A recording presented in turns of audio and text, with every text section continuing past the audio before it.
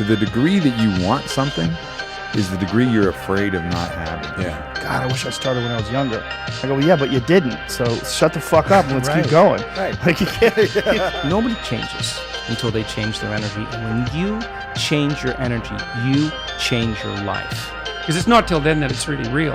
Yeah. It's like, oh, this is way worse than I thought. It's like, oh yeah, it's way, way worse than you thought. Yeah. But luckily there's more to you than you think.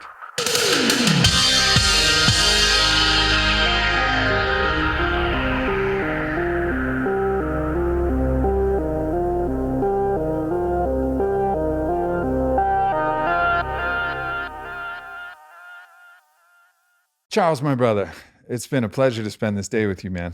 Aubrey, yeah. I'm so happy I've stayed with you instead of the Super 8. We had a variety of circumstances from the universe that have created this exact situation, from airlines being canceled to shuttles not showing up to a whole bunch of things. But it all worked out perfectly. Yeah. Yeah. Yeah. It's beautiful when things happen that way because you can have that philosophical belief, and that philosophical belief tends to manifest the reality of some more perfect situation happening when you hold that to be true, rather than, chastising the world for all of these circumstances that have transpired.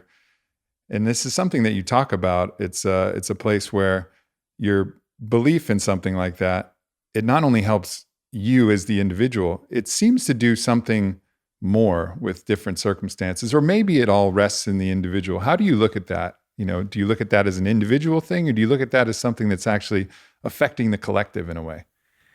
Well, what's coming to mind, it's this kind of orchestration of events that I experienced, for example, in the last 24 hours. It seems to happen regardless of my belief in it.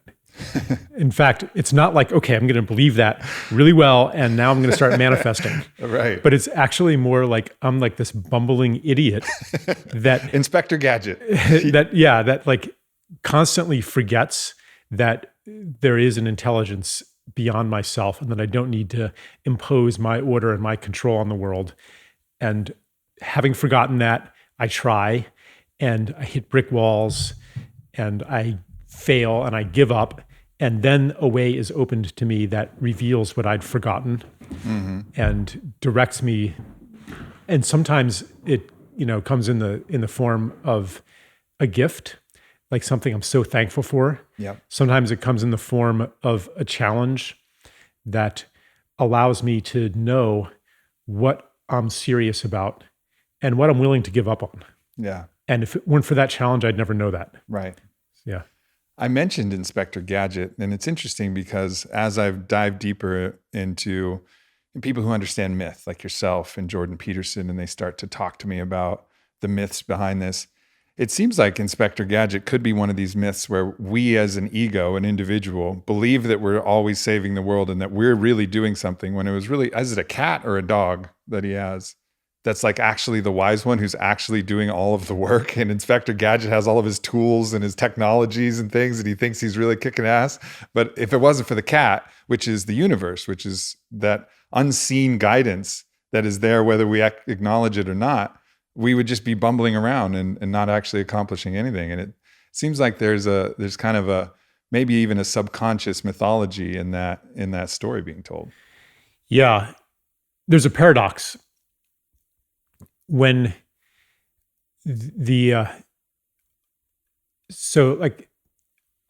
I'll try to achieve something and not succeed. And my efforts to control the world fail. My efforts to engineer that which I want to see fall infinitely short. Yet my sincerity and my hard work tugs at the universe. Mm-hmm. It issues forth as a prayer. And whoever's listening to prayers says, okay, Eisenstein is serious. He tried really hard. He had no idea actually how to do it, but I see his sincerity.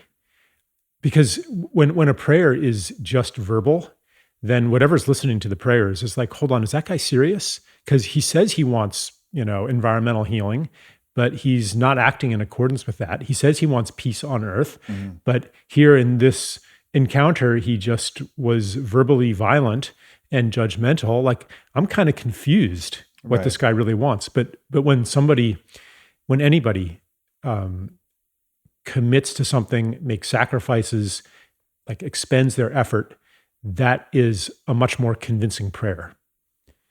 That's a beautiful way to look at it, because so often we get lost in the words of a thing, and words do have, resonance, and they do have a certain magical quality to them when ushered, but the full intention behind that is so much more powerful, especially when you're trying to communicate with the wordless capital U universe, right? And that intention is what actually carries so much more than the words that we have, and the words that we offer in these different hollow rituals that we might think are important, but it's putting our heart into them. And you talk about this in an article you wrote about ceremonies, about it's really about the intention to make your actions sacred, your prayers truly from the heart. And again, going back to this Inspector Gadget, myth, there's the idea that if it wasn't for Inspector Gadget trying earnestly to save the situation, the cat wouldn't be helping him. What I mean? It's like, it's his effort that is the prayer. And the cat's like, all right, I see you trying your best. You got all these gadgets. You're really going for it. I'm going to help you. And, he is sincerely doing his best. And that's where the co-conspirator of the world starts to assist him. Yeah, that's a beautiful interpretation of that. I really didn't think I was going to be talking about Inspector Gadget with you for the first 10 minutes. Wasn't that first on your checklist over there? Nope, that is not list number one on that by any means, but I'm glad we started there. But talking about these myths, this is a big thing. And when we were at dinner yesterday, you talked about you seeing yourself in the role of understanding, explicating, and helping to rewrite some of the myths we've had. And one of the really significant contributions to this has come when the world was put under pressure in this last year through the coronavirus. And you wrote an article called The Coronation. And this created a different mythology. And the point of that and the purpose of that wasn't to describe what it is and what it isn't, the factual nature of COVID-19 and all of that. And I think a lot of people get really lost in, what are the facts? What is it actually doing? What's the transmission rate? What's the death rate? Are the tests accurate? Are the deaths being counted correctly? Blah, blah, blah. It gets all lost in that. But fundamentally, even somebody who can agree on some middle ground understanding of what it is, and from everything from the transmission to the virus to the vaccinations, agree on a middle ground, there can be a massive difference in the myth behind what they believe with the exact same set of facts. So, and I think this is one of the important things to really point to in this, is oftentimes we get lost in arguing in the facts. And, the facts can be important. I say facts with a quote, right? Because there's a lot of interpretations of this. And I think that's what Daniel Schmachtenberger would call like epistemic hubris, this belief that we actually understand the facts when you have what he also, refers to, it's not his word, but a hyperobject, something that's so complex that it's almost impossible to understand the complicated nature of the virus and a pandemic and spreads in a human body. You can't really understand it anyway. So we believe that we understand the facts, but what's far more important than that is the story, is the myth about what this is and what we are as humans living this life. So I'd love to go into the two different stories that can be told with the same set of facts, and the two different beliefs that we're seeing kind of emerge, given the constant that two sides will create avatars, given the constant that two sides agree on these middle ground facts. There seems to be, one, and I don't want to name the sides. I'll let you do that. But let's talk about the story that's, involves a story of fear, a story of separation, these stories. And then we'll talk about the other story as it pertains to this particular event, which is in our, collective consciousness, really deeply imprinted at this moment in time. All right. How many hours do we have? As many as we want. Because okay. Yeah. I love Daniel Schmachtenberger, and really enjoy kind of sharpening swords with him. Not that we're at all confrontational with each other. Like there's like a love current here. Yeah. But we do have some disagreements, or maybe some areas where we still haven't completed our process of coming to a deeper truth. So I'd like to just so he's all about sense making, and given all of this conflicting information and all of these conflicting narratives and the information warfare that's going on, how do you make sense of the world? Which another way to put that is, how do you arrive at a story, an interpretation of events, a story of what's happening in the world and who am I in that makes sense given all of this data? So I would say that we can't even start with commonly accepted facts.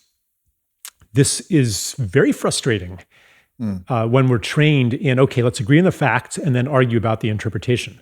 But if you look at the controversies going on around COVID-19, for example, but it's pretty much any issue, what is most striking is that the two sides don't even agree on what the facts are. Absolutely not. They don't agree on what a valid source of fact is. The New York Times, in fact, like a month or two ago, came out with an article saying critical thinking will get you in trouble. If you come across something by, say, Robert F. Kennedy Jr., you need not even read it. All you need to do is go to Wikipedia, and it will say that he is, a conspiracy theorist, of anti-vaxxer, et cetera, need not even read him. Like that, whatever facts could come from that source are banished from a certain ideology, a certain worldview. The other thing about sense making, it's not an intellectual process. Because each of these stories, each of these myths that are calling to us now, and it's not like, there's two sides and one side subscribes to one myth and one side subscribes to the other myth, because in fact, both of these myths that you referred to live within each one of us to some degree. So these myths or these stories, like, for example, I don't want to be too abstract here. So like the story of it's a new adversary, a dangerous virus, and the forces of science and technology are coming to the rescue so that we can return to normal lives and resume the trajectory of progress toward greater and greater health and well-being. Okay, that would be a myth. I'm not saying it's true, not saying it's false. Myths carry truth, even if objectively they are, in some sense, not true. For example, the Hindu and Native American myth that the world rests on the back of a turtle. Obviously true. And if you show a picture of the Earth from outer space, no turtle. That has nothing to do with it. Yeah, it's still true. Right. Okay. So a myth, a story, a paradigm, it's not just an intellectual construct, but it is co-resonant with a state of being. So ultimately, sense-making and the difficulty we have in sense-making reflects a watershed or a crossroads, and a crossroads in who we are. Each story of the world corresponds to a story of the self, and the story is a layer on top of something much, much deeper. Yeah. So this was the point of the coronation, saying we are at a crossroads here, facing an initiation, and the initiation is a crowning, an initiation into sovereignty, where this progress, this process of technological totalism that has been taking over more and more of life, and has been mostly unconscious, is going to be made conscious to us so that we may choose whether we actually want that or not. We're being shown like a fast forward version of the future, because everything happening in COVID, like all of the lockdown, all the distancing, all the masking, this is actually not new.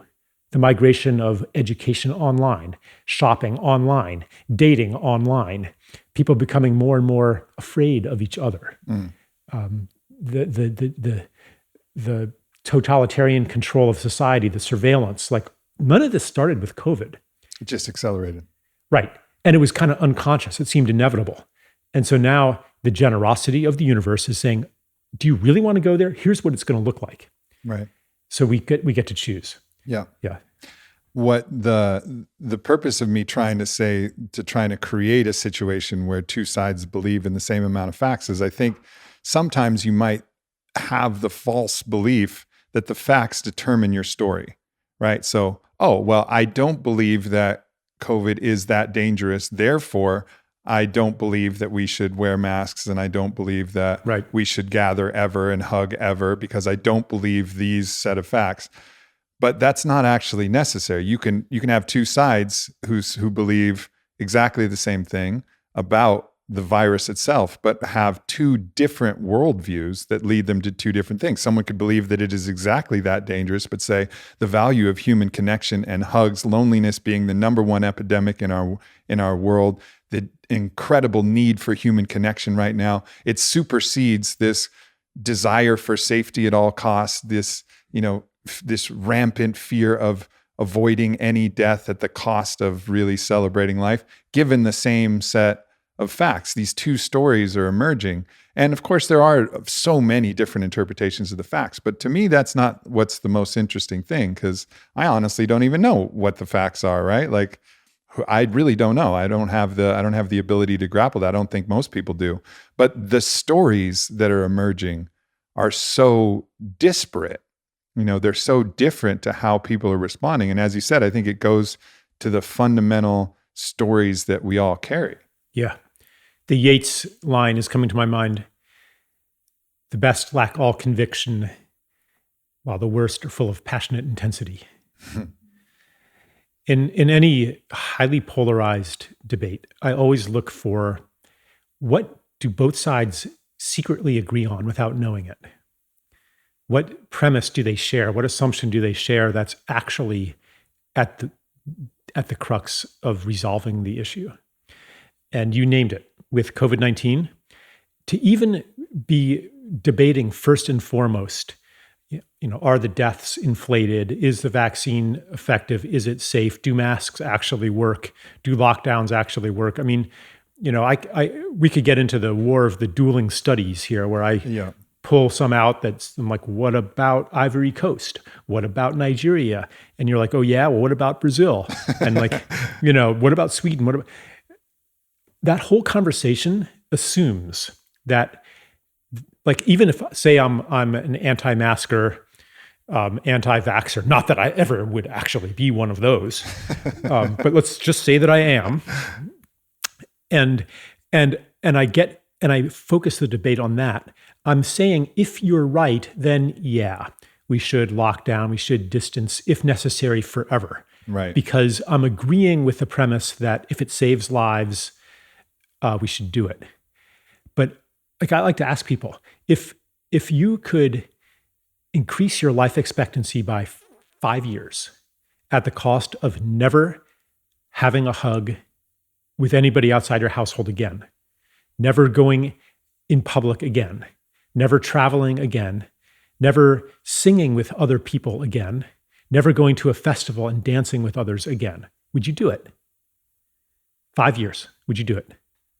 I mean, I don't know how many years you would have to take off my life for me to agree to that premise, right? I mean, but that goes again. So then we're talking about, since you asked that question, personally, for me, I don't understand death. My story of death is far different than the story that a lot of people have. I feel like, and this is my own subjective belief through my own journeys, I feel like I understand, truly know with a G, that my essence, call it your soul, call it whatever, moves on and life continues even as my body decays. Right. And so I don't have this terrifying fear of death. I know that I'm here to live and help everybody else live, really capital L fucking live, no matter what. Mm-hmm. Even if the meteor is coming, like, all right, maybe we can create some Armageddon scenario where we put a nuke in the meteor and split it in two and Bruce Willis saves the day. Great, go for it. But in the meantime, let's fucking throw Burning Mans every month. Like, let's live. Let's really live. And that's what it comes down to. It comes down to, on one level, validating that seeing each other's faces is important. that hugs are important, that gathering is important. Because right now we have a public health calculus that diminishes all of those things, that holds safety as the god of our civilization. When I was in the airport, man, safety, keep safe, keep safe, keep safe. Our number one priority is your safety. Like, are we here on earth in order to survive life? It's like what you said. Ultimately, all of this denies that we're going to die someday. And this is our story, our dominant story. It doesn't say that you're never going to die, but it implies that if you, it's irrational, but it implies that if you could control the world enough, then you'd never die. And if that were true, then it might make sense to keep as safe as possible. But when you understand this, the other part is when you understand that your time here is finite, no matter what, and that you are more than this separate self, then priorities change. And you'll no longer, the irony is that when you live at the altar of safety and trying to prevent death, you also prevent life. Mm-hmm. You don't fully live. It's like when you armor to protect yourself against pain, you also armor to protect yourself against love. Like right. There's no filter that you can set up that right. actually works with both. It's universal, one way or the other. Right. And this is the core of the mythology of our civilization. It is that who you are is a discrete, separate self in a world of other. Here's one self, there's another self, there's another self. And because we're separate, what's good for you maybe is not good for me. Your good fortune could be my bad fortune. And because I'm separate from the rainforest and separate from the whales, who cares about them? Maybe, conditionally I'm dependent on them right now, but theoretically we could cut down all the rainforests, fish out all the oceans, cover the world in concrete, turn it into a gigantic parking lot and waste dump and mine, and replace all of those ecological functions with technology, carbon-sucking machines, and let's bleach the sky white to reflect sunlight and make artificial food. Like all of these technologies are actually being developed, and we'll be fine. Like that assumes that we are separate selves in a world of other. Mm. It assumes that if the whales go extinct, something doesn't die inside of ourselves. It assumes that when somebody is suffering in the world, that there's some part of me that's not suffering. When there's poverty outside, that I'm not in some way poor. It assumes that I can fully insulate myself from the world, and if I can control what's outside of me effectively enough, then I will thrive. Mm. And our whole civilization is built on this myth of the separate self. And what's happening with COVID, one way to look at this is that this myth is disintegrating, partly because everything we've built on it isn't working very well anymore. We were supposed to be in paradise by now. Technology and science, 2020, man, that is 2021. That is such a futuristic year from when I was growing up, you know? We were supposed to have like robot servants and space colonies and the cure for cancer in a pill and like just paradise, And it never happened. Like the promise, this promise of technological utopia goes back to like the 18th century. Right. And so the myth is breaking down, and the uncertainty, the panic, like the existential panic that comes from that, I think is one reason why so much of society has snapped back into orthodoxy with the challenge of COVID-19. This myth of separation, I trace it back to the ego. The ego, which is, ego's translated as I am, but really what it is saying is I am not. It is the part of us that is actually designed to create separation. My story being that we all come from source, and I've connected to that source through a variety of different practices, felt it in my body, understood what unicity feels like in every cell of my being. And so, but we need something to navigate, some way to learn, some way to understand each other and have separation experiences. And that's part of the joy of this game, is to find self in another and embrace them and learn more about yourself through that other self, or find self in a tree or in a cat or whatever you want to do. You find another thing that you can interact with. But the ego's job is to create enough separation to say, so we don't just merge back into the same place where we came from, which isn't as interesting a game. So the ego is saying, I am not, but it needs to have the natural check and balance of the soul aspect of who we are, which says, I am everything. I am, instead of I am not everything, there's also another part that says I am everything. And then it's the dance between those two working in synergy, which creates like a really vibrant human experience. But the way that our culture has gone, it's been so ego focused, partly because of the repression of all of the practices that allow you to feel that sense of unicity, that sense of, oh, wow, I really am connected to everything. But we've been on this runaway train of the ego to the point where we really identify only with the ego. And as you wrote in that story where the ego, your identity is everything, death is the ultimate catastrophe because it is the end of that thing. Right. You merge back to everything, which if you know that you're going to merge back to everything, it's like, well, did I enjoy it? But if you don't know that, if you don't believe that, then it is the catastrophe. It's the end of your finite game because you don't really believe in the infinite game. Right. Yeah. I remember when I was maybe 7 years old and I kind of like understood what death was for the first time, like as our culture narrates it, like which was the snuffing out of a candle flame, the total annihilation of the self. And like the terror, the dread that instilled in me generated an anxiety that like has never gone away. Yeah. And maybe it's, I've healed some from that, but how can you ever be at home, at peace, when you know that, not very far in the future, you have, the death process, like intense suffering followed by total annihilation. That is a pretty bleak mythology. Yeah. And, my rhetorical question for you is, why do we do that? Because it's one way to, so we're at a point where we're looking for a successor to the myth of separation. And one of the offerings is, we made some big mistake. We got off track and we need to return to the truth. But I like to ask, was that a big mistake and a wrong turn? Or did we choose that for like a valid evolutionary purpose? I think that perhaps we did. And this is why, right?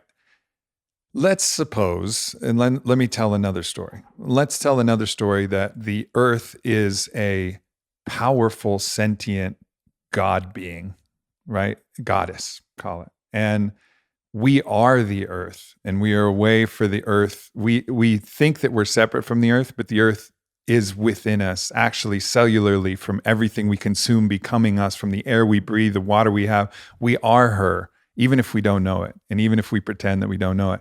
And somehow she wants us to pretend that we are not her, because that will forge this rampant technological, acceleration beyond even anything that could ever imagine. Because you look at some other cultures who have this deep connection to earth, they're really quite happy, it seems. When I've gone to the villages in Peru and I've seen, the little kids running around in their little brown skirts and playing around, they're in Eden. You just see the joy that's there and like present everywhere around.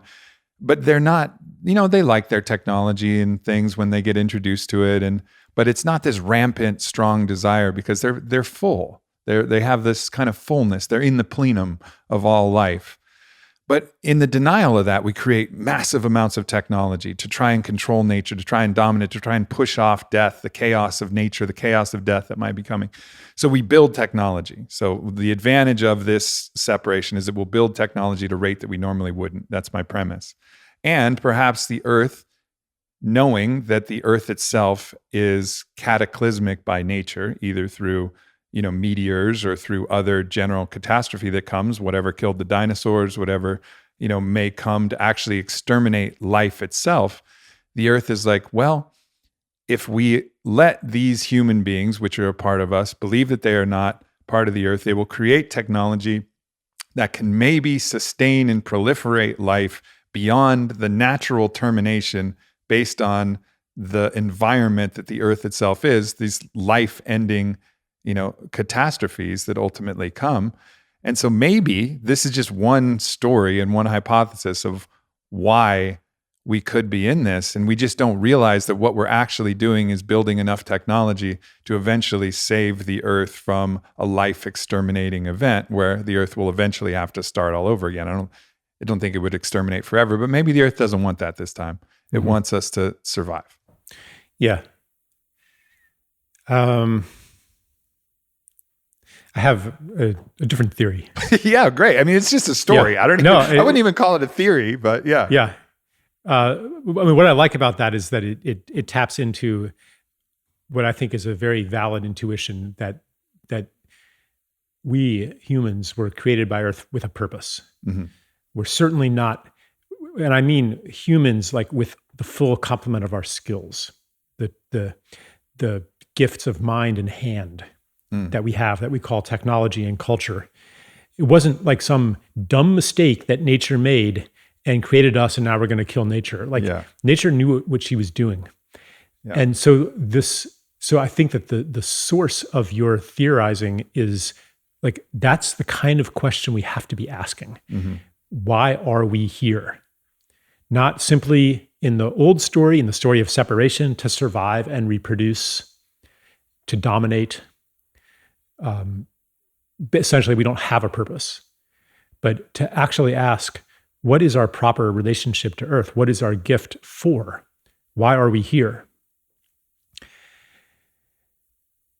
So technology, okay, so earlier in the conversation, I was talking about my futile efforts to create what I want through essentially technology of control. I'm going to control things. I'm going to make what I want to happen. I'm going to make it happen. What does make it happen mean? It means I'm going to exert a force. I'm going to plan things out so I know exactly how to do it, what to do, when to do it, how much force to exert, and I make it happen. And I create what I want, right? Yep. Doesn't work. And writ large, technology, as we are talking about it, doesn't work. It's the same thing on a collective level. But what I am meaning right now by technology is the technologies of control.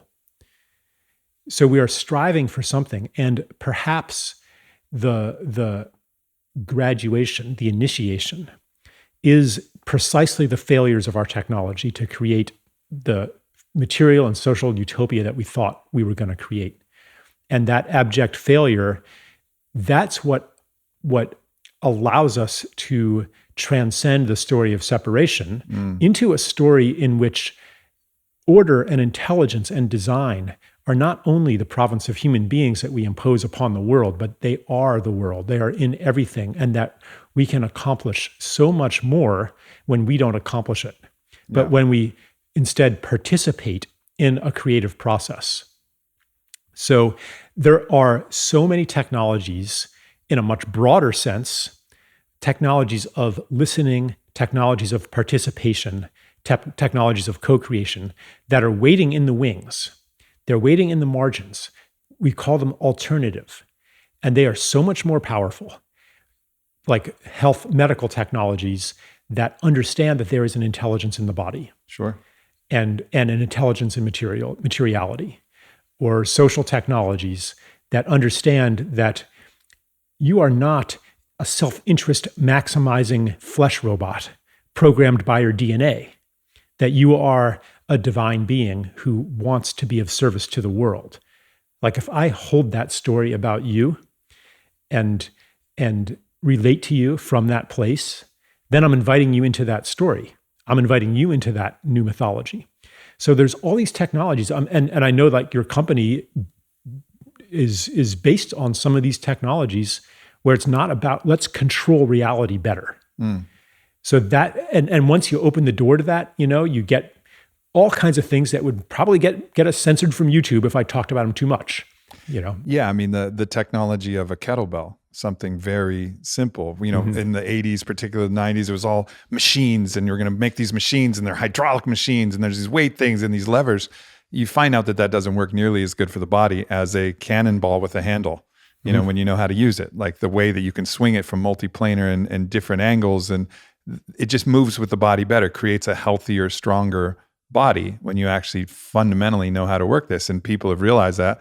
Same with health technology, something that, Joe Dispenza has put out at large, saying, okay, we're testing for the placebo in all of these clinical studies. What about if we actually try to harness the placebo ourselves and seeing miraculous results that come from that? And so I absolutely understand what you're saying. And for people who have the objection, well, of course technology works. Look at our phones, look at our this. That's not what you're talking about. You're talking about technology to make the quality of life better, which it certainly hasn't. GDP up by 50%, happiness down by 5%, proliferation of all the mental illnesses that are pervasive, loneliness getting out of control. Technologies are failing to do that, but there's other technologies that are latent and nascent inside of us that are just ready and available. And for me, I look at someone like, I watched a documentary on Ray Kurzweil, I think it was like Transcendent Man or something like that. And he's trying so hard to preserve his consciousness forever. I'm like, bro, your consciousness is preserved. Like you won already. Like you don't need to develop it, man. Like it's there. It's going to happen. And your dad, who you wish you could talk to one more time, guess what? You can. Like you can go communicate. Like I've had that experience. I talked to my grandma and people are like, oh, whoa, just bullshit. Well, all right, fine. But for me, I talk to my grandma and she talks to me. I've talked to my uncle, my grandpa Aubrey, who I never got to meet in the dark room, day 5 when the DMT is flooding my brain and he's there and I'm talking to him. And all right, sure, it could be just a trick of the mind and my desires. But to me, that feels like it's real and it would satisfy the unmet need that he has. And I believe that it's true, and of course, this is not something that I can reduce to an objective truth. And I don't think that's the point. But the idea is that, let's create the singularity. Let's create, this transcendent man where our consciousness lives on. It's like, it's already created. It's already there, Yeah. And we're striving towards something that's ultimately futile because we already have it. Oh, let's find the way to heal the body. Oh, the body knows how to heal itself. We just got to believe that it's already healed. This is the way, right? As opposed to like controlling every gene and controlling every molecule. Yeah, this is. By the way, when you mentioned your, was it your grandmother? Grandmother Bonnie. Yeah. Yeah. My mother passed last year, and I'm really, I feel like we've become closer since then. And it's not because we uploaded her consciousness onto a neural network, as you're saying. Like we're striving to attain something that is we're already at, potentially. I use the metaphor, speaking of myths, of the Tower of Babel, which, like it's a metaphor for the attempt to attain the infinite through finite means, to build a tower all the way to the sky. And you build and you build and you build and you put all your effort into this building. And you're like, okay, we got pretty high. Look, oh man, the sky is still just as far as it was. I guess that means we better build it twice as high. I'm not happy. And I got this phone. It's amazing, but it's got quite a lag time, and it takes me a whole minute to download a video. But with 5G, I'll be able to download a video in 5 seconds. I'll be happy then. Like this fake promise of technology that it's going to perfect life, that it's going to usher us into some kind of utopia. If only it's just one more invention away. Right. Like a perfect society. If we finally can get all the data together in one database and label every object in the Internet of Things and monitor every person's activities and even feelings and thoughts and hormone levels and everything all the time, like Minority Report, we can predict, we would be able to predict or prevent crime. We'd have a perfect society of control. But we never get any closer, as you're saying. Mental illness, depression, anxiety, autoimmunity, like that. If you want to talk about a pandemic, like that's the pandemic. If we're going to be panicked about something and alarmed about something, it shouldn't be 0.2% of the population dying from COVID. It should be like 30 or 40 or 50%, 60% of the population suffering from autoimmunity and depression and obesity and like all the other ills of civilization, that the promise again is, well, we'll find a cure for that. But man, we've had a lot of cures over a lot of decades, and we're not any closer. So when you stop trying to build the tower, when you give up out of exhaustion, and you look around, you're like, actually, we're already in the sky. The sky begins an inch off the ground.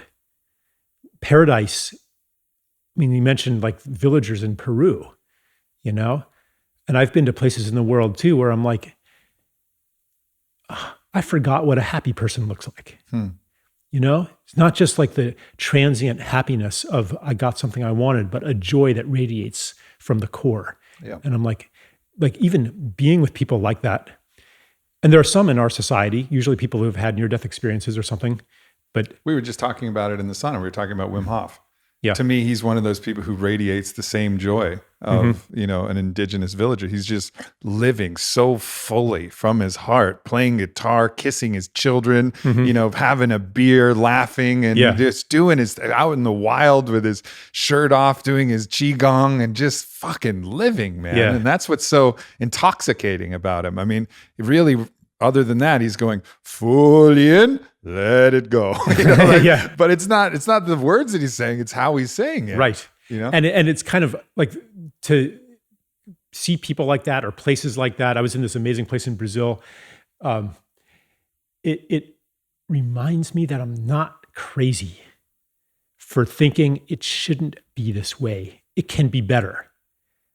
Like there's something in me that knows that. Yeah. And when and that knowledge can become very lonely.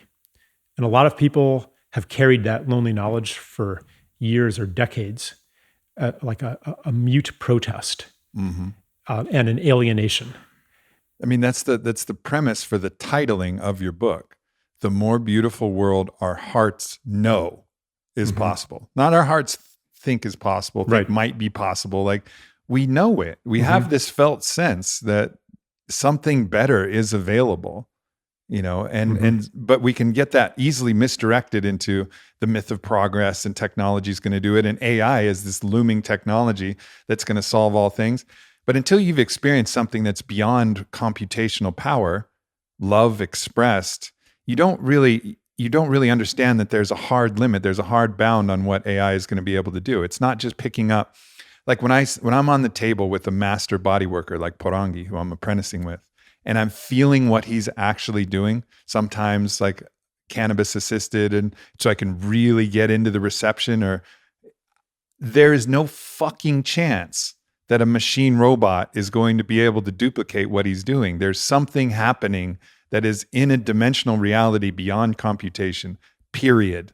And that's just one small example of like, why love itself cannot be captured in computation. It's a fundamental thing. It's the fundamental interconnectedness. And even if, intelligence quadruples every millisecond and it becomes a super intelligence, it can't have that thing, and maybe the other people might argue, yes, of course machines can learn love. I don't think you can. I think it is love. It is what life itself is and what spirit itself is. And I suppose a machine can be a part of that spirit in some way, but I think they're underestimating human beings and like our potential to be able to interact with each other in non-computational reductionist ways.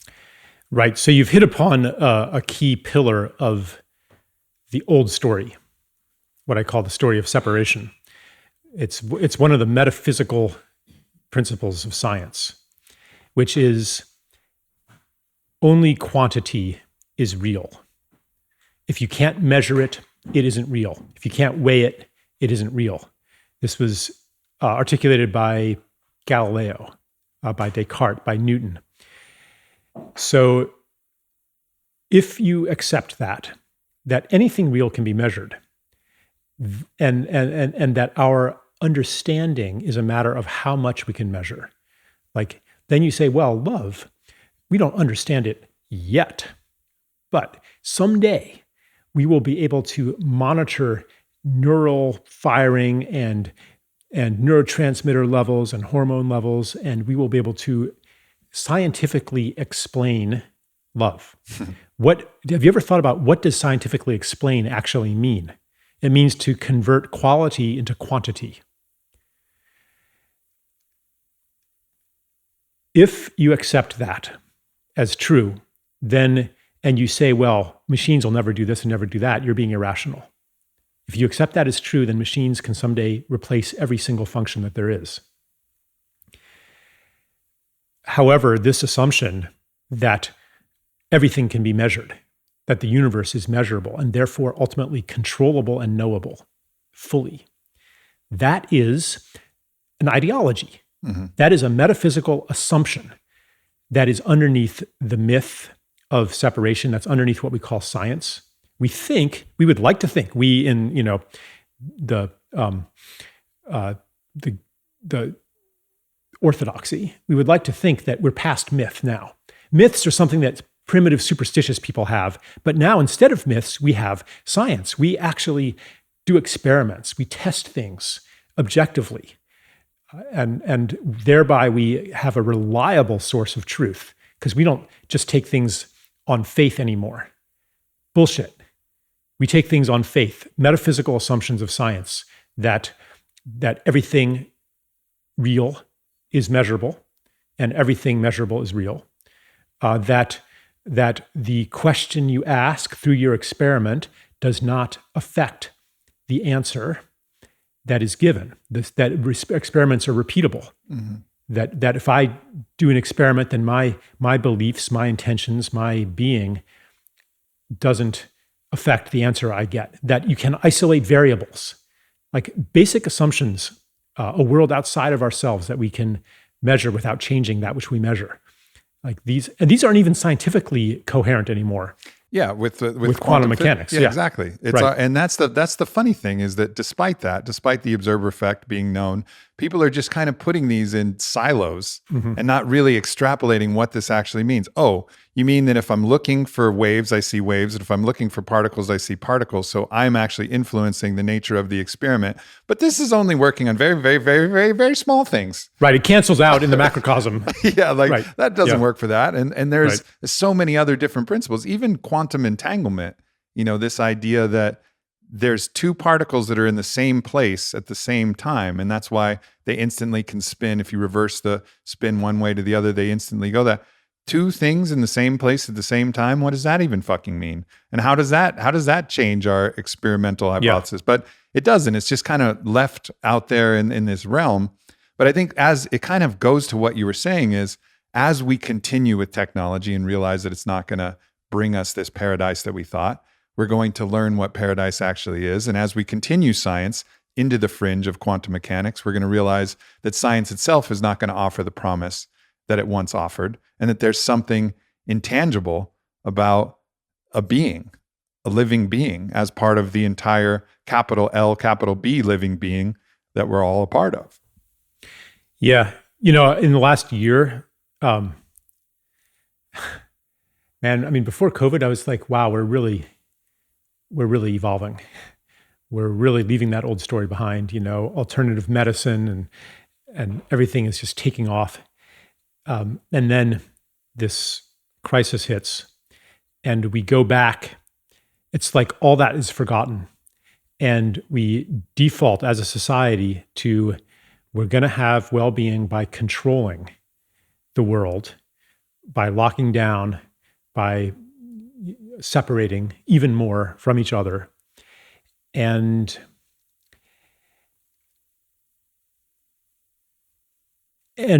holding as important that which we can measure most easily, which is, number of deaths, number of hospitalizations, number of cases, and all the things that are hard to measure, or that we just don't bother to measure. Like, what about babies in their neurodevelopmental window needing to see faces? Like, what about the effects of loneliness? You can measure suicides, but can you really measure depression in all of its shades? Like, we're not upholding. It's quantity, not quality. Yeah. And I'm like, so in the last year, I've gone through some pretty intense phases of despair. And come to a point of actually being like even more strongly called to serve a new story, because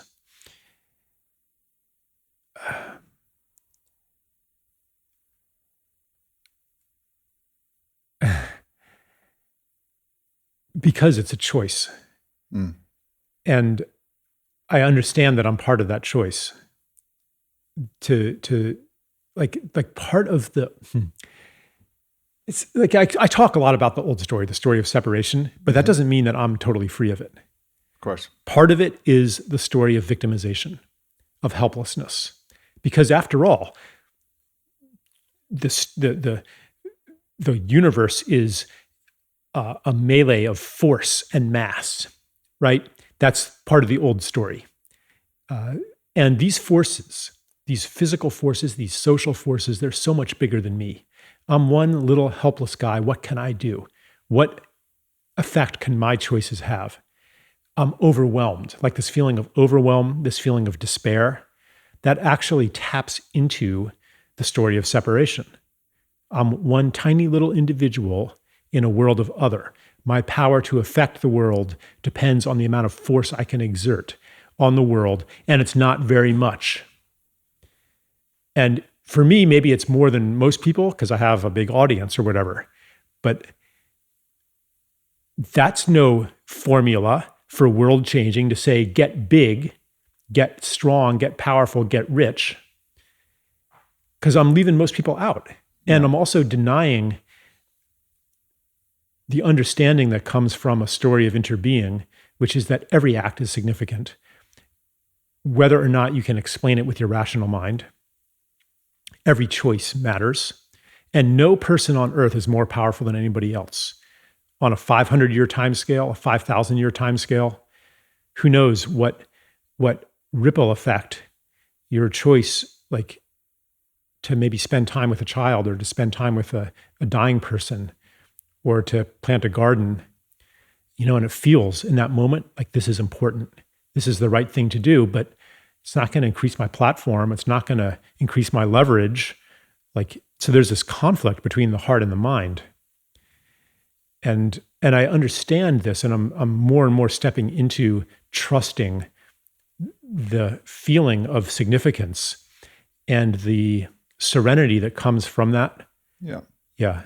The ideology of causality, of Newtonian causality I could, even see it slightly creeping in there where there was some justification for that butterfly effect. You don't know how this one effect will actually causally cause this, but we're actually not talking about butterflies' wings affecting some air current, creating this causal thing. We're actually talking about something else. We're talking about causality at another plane of reality, a plane of reality that we can't comprehend, that's part of the capital M mystery that is beyond our knowing. And this is a place that requires deep, deep faith. And you actually write, in you wrote an article on bigness. Basically, I forget the title of the article. Scaling down. Yeah. That was the article. Yeah. And you actually write about yourself. My intent is to get scale-based thinking out of the way of love in action. And this is a prayer, that you're adding more effort to really truly believe that our actions based in this love affect something beyond what loving that one person will do, that one encounter that we have with this person that nobody saw, that isn't on Instagram, that won't share, that won't scale, that won't proliferate, that this thing is actually creating something in a non-causal dimension that operates on a different set of entirely separate laws. Right. Like someone like me and like you, we have gifts that lend themselves to being public figures to some degree, right? And therefore, if say I am part of a change, of a revolution, people will say, wow, Charles, you really did a big thing. Mm-hmm. But would I have done that thing if it weren't for the way my mother held me when I was a baby?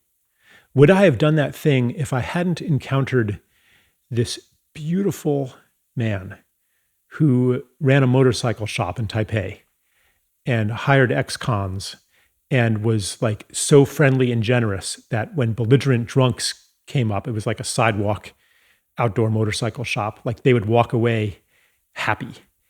Like, and that guy touched my life. Would I actually be doing what I'm doing if I hadn't been touched by 1,000 people in humble walks of life? My Patsy, my ex-wife's brother, Guoqi Zhang, his name is, like, he's like a chef, you know, and he got cancer, and he's just like, I've never seen him do anything that wasn't kind to any human being. And like his example, anytime I'm getting selfish, like he lives in me. Mm-hmm.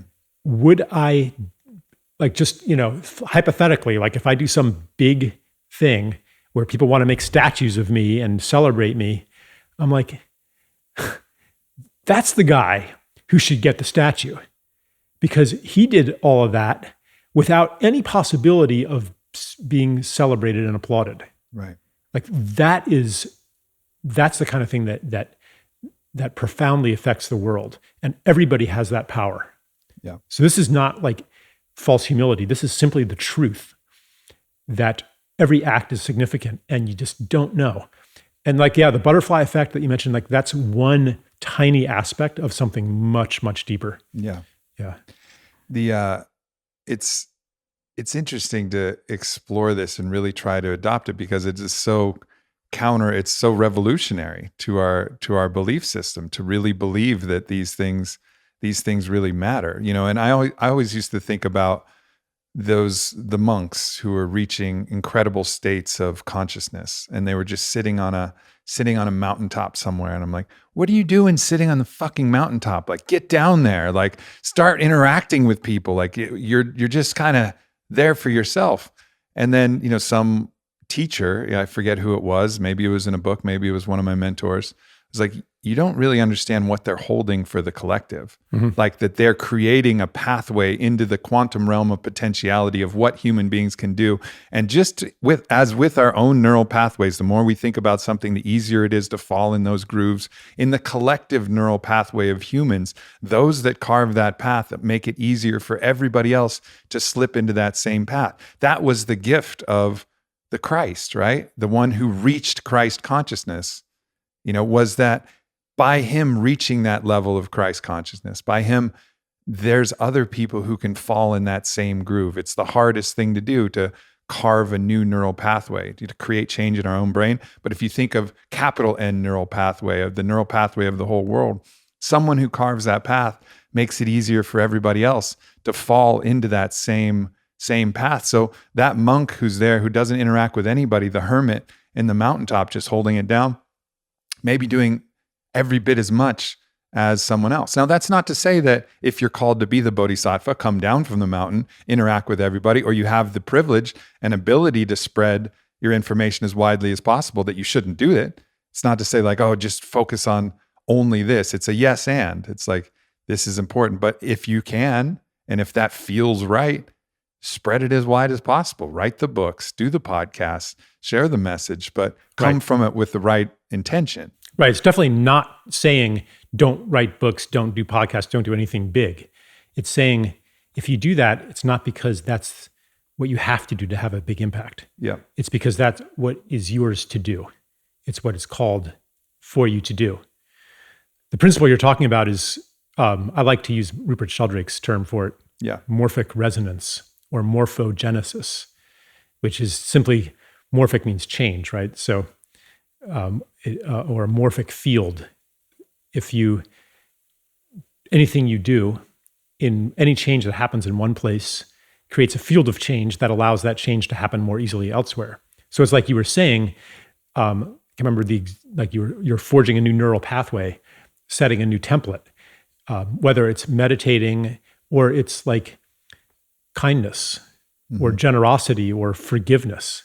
And that's why the healing that happens on the deathbed is so important. The rational mind is like, well, that person's dying anyway. Right. So why is it so important that they heal in those last minutes or last days and forgive? But it is contributing to the morphic field of forgiveness. Yeah. And man, I mean, look at our society as Americans right now. If we're going to have any healing on a social level, there's going to have to be a lot of letting go. And a lot of the highest aspect of what we're capable of there. There was two different things, two different stories that I've seen, which really made a big impact. One was actually it was in the series, The OA. And there was this, did you see that series? I saw the first season and I'm like, I saw the first season too. The second season, they were starting to play some strange game and I kind of lost it. But there was that one scene where the heroine in the story, who's, kind of playing the role of the mystic in that, there's a kind of troubled kid, and this troubled kid at one point takes a pencil, lead pencil, stabs her in the leg out of anger. And instead of her responding with that initial impulse of tit for tat, revenge, anger, judgment, how dare you, you just stabbed me with a pencil, I'm going to get lead poisoning and let's start this fight. She just hugs him immediately, embraces him. And you see in that moment, everything just dissolves, because he wasn't judged for that one thing. And he saw that radical, divine, Christ-like forgiveness that was there. He changed immediately. And he ended up playing an integral part in this kind of mystical dance that they all contributed to. Sorry for the spoiler alert if you want to watch the OA. But I saw that actually portrayed in a piece of art in which Prometheus, in the legend of Prometheus, he's chained up to the rock in Tartarus, and the eagle is eating his liver. And in that scene, in the art, as the eagle was eating his liver, he was embracing the eagle that goes to eat his liver, which grows back every single day. And he suffers that torture of getting his liver eaten out by the sharp beak of this bird of prey. He was embracing it with love, right? And those stories then are it's like a waypointer. Those lasted. They made this indelible response. I'm not there. Someone attacks me, and my impulse is still to attack back. And I think we see that in social media. We see that when we get attacked. And everybody's playing this game of, oh, you called me this, well, I'm going to call you this. Or you said this, well, I'm going to do this. But the more people who, when they receive an attack like that, can get at least closer or even, I would say yes, at least closer to that, I love you, brother and sister. I see you, and I know this is coming from pain, and I forgive you completely. Like, right. I forgive you even before you've completed whatever insult you're going to sling. Like, that is the thing that unwinds the whole story that these people are living by when they're trying to hurt the other. It's very powerful if you can be in that state, and you can't do it for pretend. Yes, yes. You can't be like say you're going to attack me, and I, as like a technique, I say, I love you, brother, you're a divine being. And if I'm not sincere, you're going to get even madder. You're going to know I'm trying to manipulate you. Right. Like, it has to actually be something I actually see. Yeah. And so then the question is, if we want to be a walking invitation to that, how do we learn to see it? What gets in the way of seeing it? One thing that gets in the way is our trauma that we then metabolize by projecting it onto others. Another thing that gets in the way of it is the ideology of the separate self, of rational self-interest, of reproductive self-interest, like all this stuff, that living beings are programmed for ruthless competition, and that's your nature, but you can transcend that with spiritual practice. That's actually a war narrative. And it is of the same vibration as any other war narrative. And so the question is, what does bring you to a state of being able to see that and invite people into that and give that hug that's really received? Because if your hope for a healed planet a healed society is that we finally defeat the bad guys by force. Man, it's hopeless. And you can get into these conspiracy theories, with the Illuminati and whoever, whatever bad guy, you want to erect. Like, they have the guns, they have the media, they have their surveillance, like they have the money. There's no way you're going to beat them at their own game. Mm-hmm. We need to tap into a different kind of power that's actually much, much greater. And so, like what you were talking about, like this piece of art, these stories, these are so precious right now because they remind us of what's true. They're like an induction field. Like, you watch something like that in some films too. Like, ironically enough, the Lego movie, where one of the few kids movies, and now actually there's more and more, and this is so important, but it's one of the first, well, one of them. I mean, there's Miyazaki movies too and stuff, but in the Lego movie, the bad guy essentially has won. He is so much more powerful. His power is absolute. None of the heroes can come anywhere close to him. He wins. And then he has a change of heart. And then, like, it's all mapped onto the father. Have you seen the movie? I haven't. Oh man, it's a masterpiece on many levels. It's really fun to watch. You can enter into any of your inner child ages and enjoy it. Cool. But anyway, so I won't give it away. But it's I'll just say that the resolution is, I probably already gave it away. But the resolution give it away. is, fuck it. The resolution is not good finally defeats evil at its own game. Yeah. And therefore, it offers hope for the world, because you can't pin your hope on good defeating evil at its own game. Because as you said, you wrote this and I kind of summarized it, but you said, if it comes to war, then good, in order to overcome evil, must become better at war than evil. In other words, it must cease to be good. Like, it becomes a new evil. It becomes a new It's thing. the One Ring, man. Give it to Gandalf and he becomes a new Dark Lord. And that's why he doesn't accept it. Right. That's why he knows that he won't. And so there's two things I want to touch on briefly. And one of them is what we were talking about earlier about how it has to be real. I had a really clear, message that came through in my recent ayahuasca. And it was, in the archetype of the Christ in Jesus was very strong. It was a very strong motif throughout my journeys. And it was such a clear message. It's like, it's beautiful to be Jesus, but only if you're Jesus. Yes. Right? Like, don't pretend. You can't pretend to be Jesus. You can't pretend to be Jesus. It does the opposite, right? Yeah. It doesn't work. So be that. Turn the other cheek if you really want to turn the other cheek. But if not, like, be real. There's power in being real. There's there's something that's very, and without judgment. Well, look, we started this podcast with an intention, and partly because of our interaction and your intention, I wanted to share the truth of things, which is that there's two motives for this podcast. One, I want it to do well. I'm still caught in the story where I like when my podcast gets a lot of downloads. Yeah. I like when people get it and they share it, and there's some validation and joy that I get. So I wanted to name that. Be like, look, this is real. But also there's another part of me that deeply just wants this to be the best it can be for the people, to serve them no matter what, no matter if 10 people listen, and share that that's the reality, and to accept that it's okay. It's okay to have some noble ideas and also some very, egoic or very simple, selfish ideas too. And until we truly transcend that selfishness, the only way to is just to name it, accept it, not self-reject, but love that aspect of ourself. And eventually, through that love, rather than putting it back in the shadow, then it can potentially have the opportunity to transmute. Yeah. Yeah. I think that's very wise. Sometimes people ask my advice on things, like life choices and stuff. And I remember one guy, young man, he's like, I've got this job offer at an investment bank.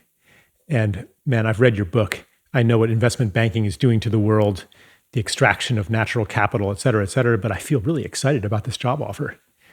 Should I do it?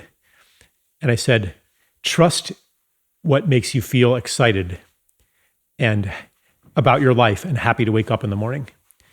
And And he took the job because I knew that if he develops that habit of trust, when the day comes that job is no longer exciting, or when the day comes when he has some role to play in that institution that requires him to deeply trust himself, then he will do that because he's strengthened that muscle. And the other thing is that I think, like at least for me, I often have to attain what I thought I wanted in order to realize that that's not really what I wanted. Mm-hmm. And if I withhold that desire from myself, I'm trapped forever chasing it surreptitiously, like trying for it and also stopping myself from it and being stuck in that state. Whereas, like, I mean, I see a lot of, I interact with a fair number of very wealthy people, and it's like, okay, I achieve it. Oh, I have been projecting a much deeper soul desire onto this idol of success. And now what? I mean, this is a profound moment of breakdown. Yeah. Now what? And they may never have gotten to the now what if they hadn't gone through that. Right. Every story has to be lived to its completion. Yeah. This is that, the idea of Buddha. Would Buddha have been able to be Buddha if he hadn't lived in the palace with all of his concubines and all of his wealth and all of that? Would he have been willing to let it go? And it's important to have those stories because not all of us are going to be able to reach the pinnacle of ultimate wealth and all of this. So we have to be able to learn from these.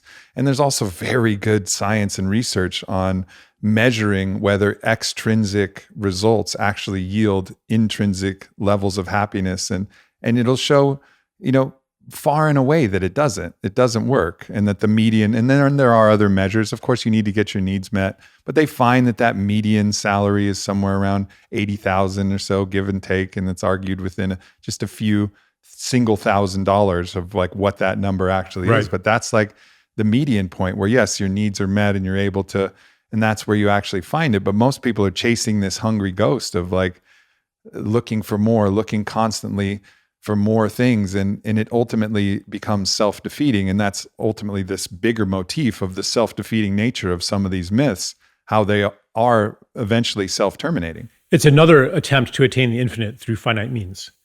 No matter how much wealth you have, it's finite. So the question is, what are you actually seeking? And what you're actually seeking in many cases, I don't want to overgeneralize, but in many cases, it is true wealth, which means belonging, feeling at home in the world, having the feeling free to be generous. Yeah. Where it wasn't in that book, but I can't remember where I quoted this story. I don't think I'll tell it now. But often you find the greatest generosity in places where people have literally nothing. Mm. And but if you're a guest in their home, they will like give you the best of what they have, even borrow from a neighbor. I'll tell the story. Mm. It's from Nipun Mehta, a beautiful guy, a friend of mine. He runs an organization called Service Space, very humble guy. And he went to a pilgrimage to India with his wife. And they decided they were going to live on less than $1 a day in solidarity with people in India who live on less than $1 a day. And so they were wearing pilgrims' clothes on a pilgrimage, and you can't actually live on less than $1 a day. But people would give them food because they were pilgrims, and sometimes take them into their house and stuff. And one day they hadn't gotten any food for a while, and they were hungry. And this day laborer comes up to them and is like, "Hey, I see that you are pilgrims.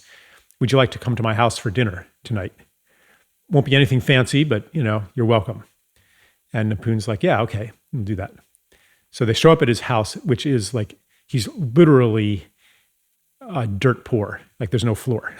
It's a dirt floor, no running water, no electricity. I mean, he is like not quite the poorest of the poor because he lives in a house, but like no furniture. I mean, it is like they sleep on the floor, dirt poor. And Nipun comes, and the man whispers something to his wife, not Nipun's wife, but the host's wife, and the wife disappears and comes back with food. And the man is like, make yourself at home. In our religion, the guest is God. God has graced our threshold. Make yourself at home. And his wife comes with food, and Nipun realizes to his horror that they're so poor that they didn't have any food. There's no food in the house, and they had gone to borrow food from a neighbor to treat them. And there was even a dessert, but there was no sugar in the dessert because they didn't have sugar. And Nipun eats it, and he's like, makes a face, and then she runs out and borrows sugar and mixes that in. And Nipun, this whole time, he understands that he's got a credit card. I mean, he could go eat at a 5-star hotel if he wanted to. Right. But here he's taking food from somebody who's so poor that he has to borrow the food. And so he knows he can't refuse that gift. That would be a huge insult. So when I heard that story, I'm like, okay, what does that man know that almost nobody in this society knows? How is he so wealthy that he's comfortable to essentially give his entire net worth to a guest that he met just that day? How many people do I know who are that secure in the world? Like almost nobody. Certainly not rich people, so-called rich people. Like, where does that degree of security? I mean, because that's really what many people want with their wealth. They want security. They want to feel at home in the world. They want to belong here. They want the rich connections that money substitutes for. And if they were in a Karo village, or a village in India or something where you are embedded in a matrix of relationship where every face you see is somebody you've known your whole life and whose grandfather's story you know, and every plant you see, you know its name and its use for food or medicine or tools or something, and which birds eat that plant and what their nest looks like and when they build their nest and how many babies they have and what their song is. And like everything is connected in this web of relationship, then you know that you exist. You know that you are here. And our society has stripped all that away from us. And COVID is just like the final stage of a trajectory of separation that goes back hundreds or thousands of years. But like this isolation leaves us poorer than ever. And so that's like this false compensation of the wealth. I mean, if you're in that state of isolation, it's much better to have money than it is not to have it. Okay? Like, this is not about greed. This is about a desperate attempt to meet your needs. Right. And so if you really want to solve it, though, we have to look at where's the poverty? What's the actual poverty? And once we change that, man, the whole world changes and we are in paradise. Yeah.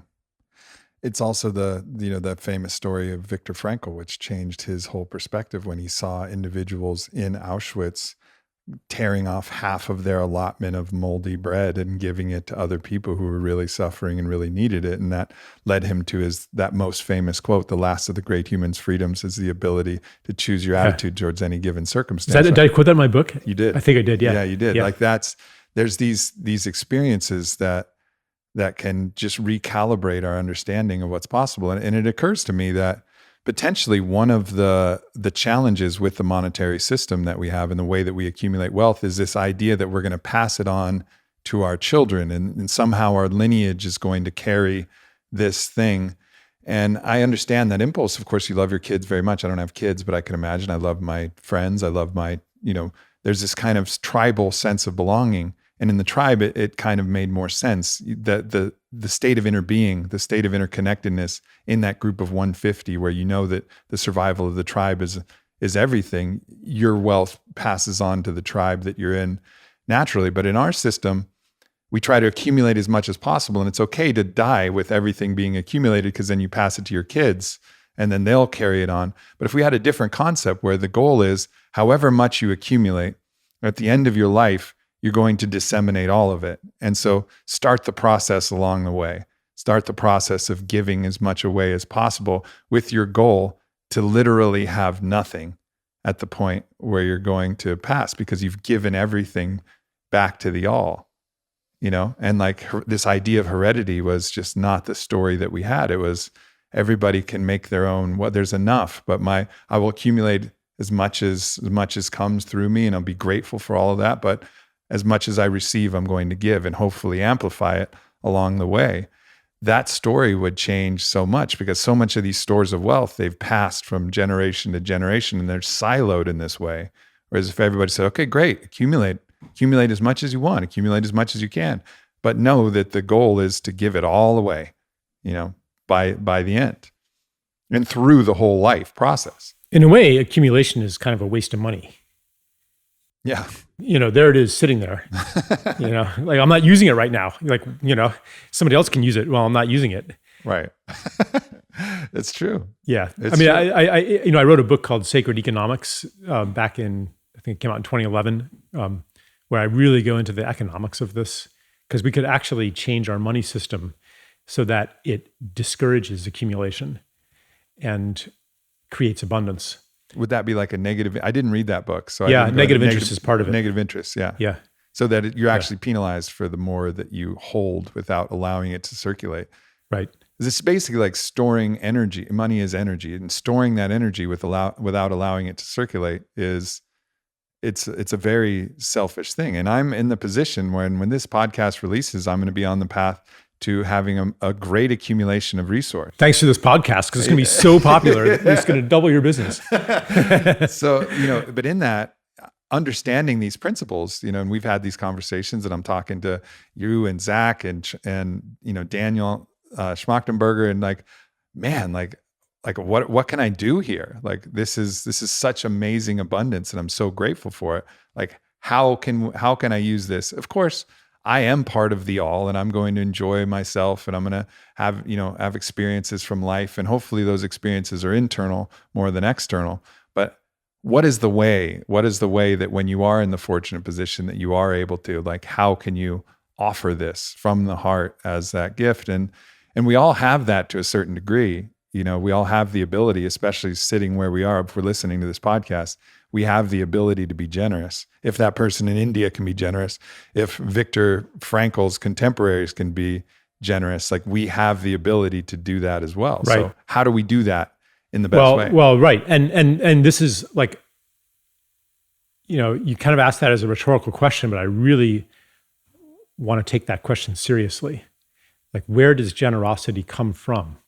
Like that guy in India or the concentration camp prisoners, like, where does that courage, where does it come from? Where does that generosity come from?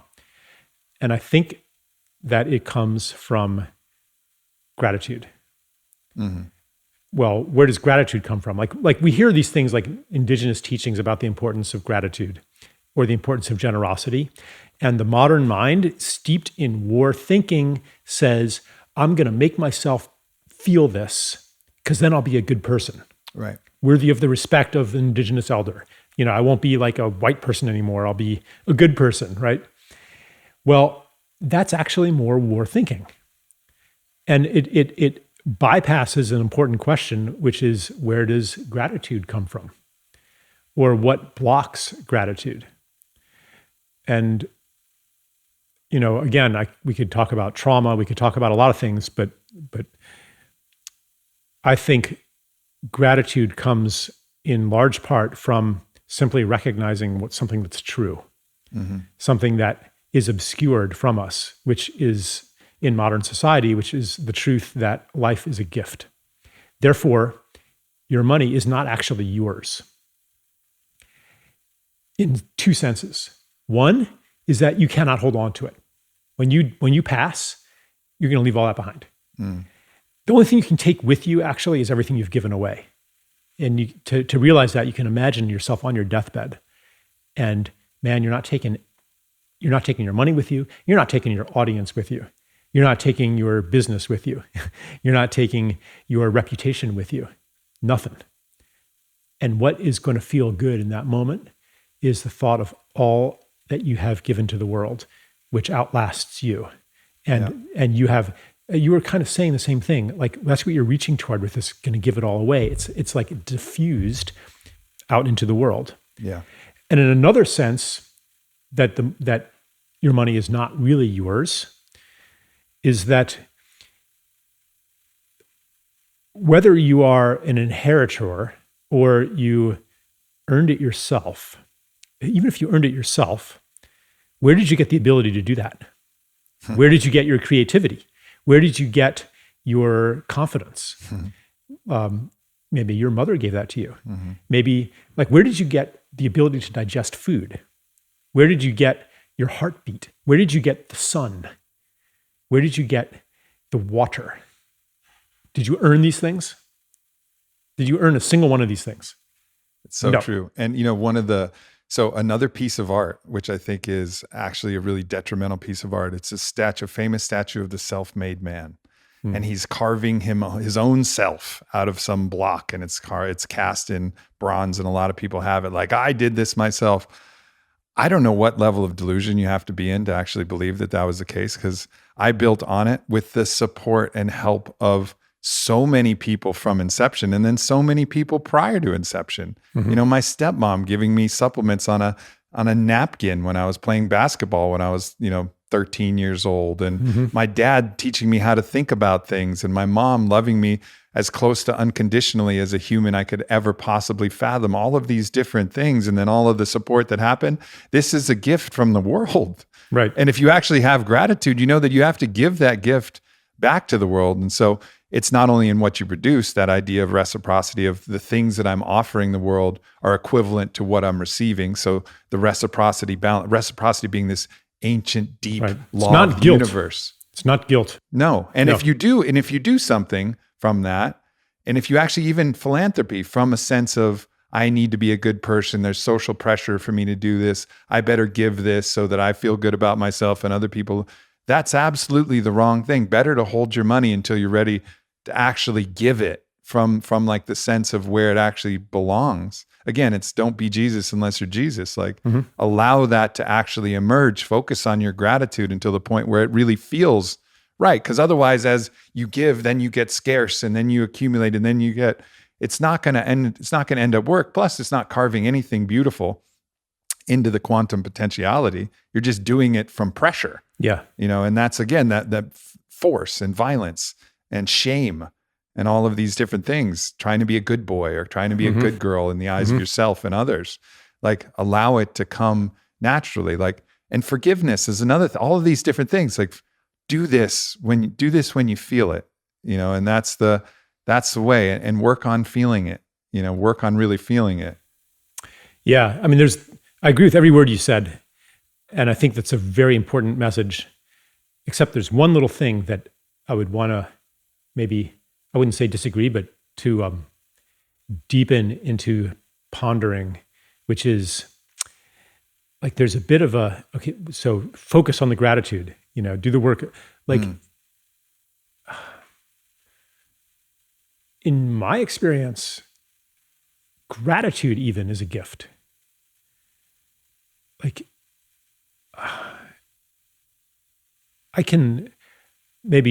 sometimes I can, work myself into gratitude, like focus on, like, I can do that. But what powers that when I do it and it works, and it's not just a perfunctory, right? It's when I'm the recipient of generosity or the witness of generosity, and that just overwhelms me. Like when Nipun told me that story. Yeah. When I'm, when I was with my mother during her dying process, like, there was just no question of having to work on anything. And I'm not saying don't focus on your generosity, but I just want to bring into this moment the gratitude that's already there. Yeah. And because you're not actually gaining it. It's just revealing what is already true. So I guess the process then is, what are the processes that you can engage in that will help you reveal what is already there? So then it goes back to, what are those practices? Is it a breathwork practice? Is always it a cold plunge practice? Yeah, there are lots of great practices, and our society is so oriented toward, okay, what do I have to do? Like, let's translate this into something to do. And without denigrating doing, I just want to say there's something else here. And it is to receive all of these blessings, including the blessings of forgiveness and generosity. Like, and don't just like take a pause about turning it into a program, right? A self-help program, like a to-do. Man, I mean, and it's not that you should forever not do things or work on yourself or do these practices. It's that there is a part of the growth process that our society tends to ignore, that a lot of people are ready for right now. Yeah. In this phase of doing and non-doing and yin and yang. And I just want to put a word in for that part of the process. Sure. Like, maybe even if you're listening to this conversation that we're having, maybe something is moving in you. And to let it move in you and let it work you without escaping it by saying, okay, got to do something with this. Like, what about trusting an intelligence, an order outside yourself? Yeah. And not being in control. And knowing that as this thing that's stirring in you works on you, that all kinds of new doing will come from that. And maybe holding, if you want to do something, maybe it's to touch on your intention to recognize the moment when this thing that's been activated in you is ready to express itself. Yeah, it's the doing of the non-doing, which is in itself a paradox, right? I think of, I've done a lot of amazing practices. I was blessed to receive some amazing breathwork guidance from a recent brother, Lucas Mack, and that was an amazing practice that brought me to this deep state of connection and gratitude, and it was a beautiful practice and very helpful. But I also can think back to one particular sunset when I was in Costa Rica recently, and I was just sitting in a chair by myself, watching the waves crash and watching the sun set over the waves.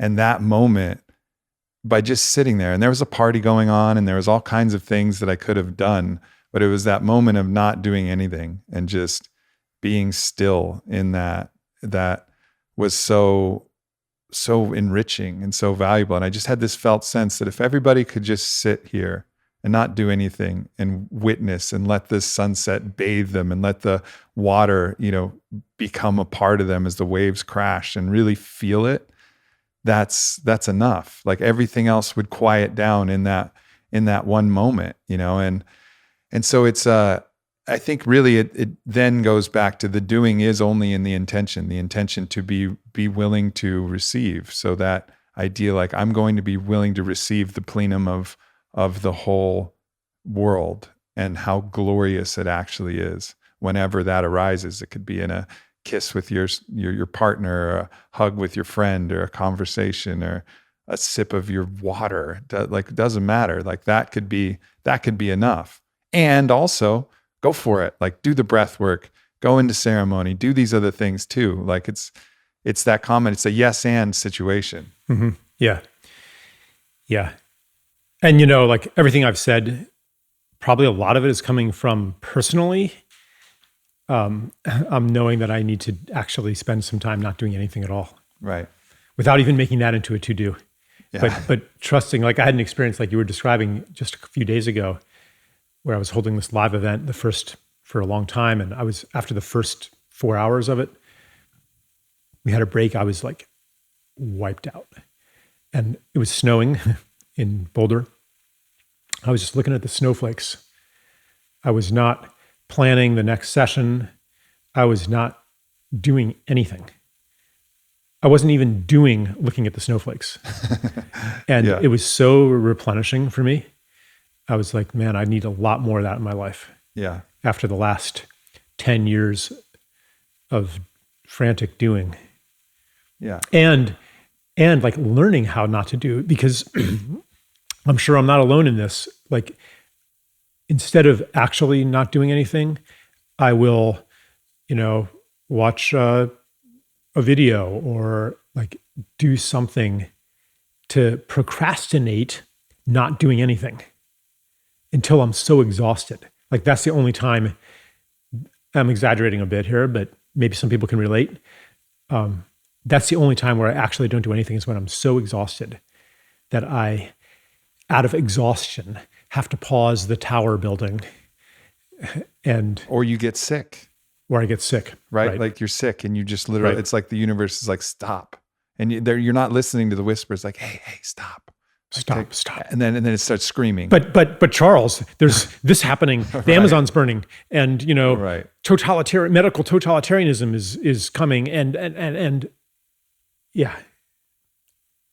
So don't stop now. But does that ever change? Yeah. That's that. It's an interesting challenge. I feel you 100% in that. That, because it's even rare that I'll allow myself to experience these different moments, and it almost has to be in a almost ritualized sense of things, where like I've carved out intentionally that this is my space of non-doing, and it's okay for me not to do. I give myself permission in a particular window, like that one party. Like, this is a party. My whole intention for this day is to fucking party. So if I want to not do by sitting and watching the sunset, great, because the only other option is party, right? Like, so either way, I'm not doing anything good. But then I'm here at home, and I know that if I get on my computer, I could potentially write something that could impact some people. I could potentially think about something. I could journal about something. I could stretch and myofascially release something that could help me on the pickleball court. There's something I could do. So when I'm doing anything, I'm slightly distracted. My brain's running in some low-level process of doing something else as I'm doing this, instead of just doing one damn thing, and really trusting that that's okay. And doing the one thing of nothing is also okay. And I think that's interesting, is just we just have to be willing to give ourselves permission. It's really kind of a permission thing. I give myself permission to just pour this tea, to just pour this tea. And that is actually a kind of wealth, or it comes from a feeling of genuine wealth. Yeah. Like, there's nothing more fundamental than a wealth of time, to feel like your time is your own. I'm on my own timeline. I'm not in a hurry. I'm not being called by this and that and the other thing, and not my own man. Yeah. That is, animals have that. For sure. We watch our cats all the time. They nap whenever the fuck they want, and then they fight, and then they play, and then I'm surprised they're not playing pool right now behind it, but they're napping because that's what they want to do. Right. Indigenous people generally have a much slower pace of life. They are not usually in a hurry. It's so ironic that after how many centuries of labor-saving devices having been invented, that we are more in a hurry than ever, busier than ever. That's another example of trying to attain the paradise that we're already in through more and more effort, more and more building of the tower. Yeah. I want to talk about self-love a little bit, because there's something that you mentioned, and you talk about the word inexcusable. And this is a very interesting word, because it has a lot of deep implications when you say that an action was inexcusable. Yeah, it was inexcusable. Yeah. How could you? Right. Some things are excusable, but what you did or what they're doing, that is just inexcusable. Yeah.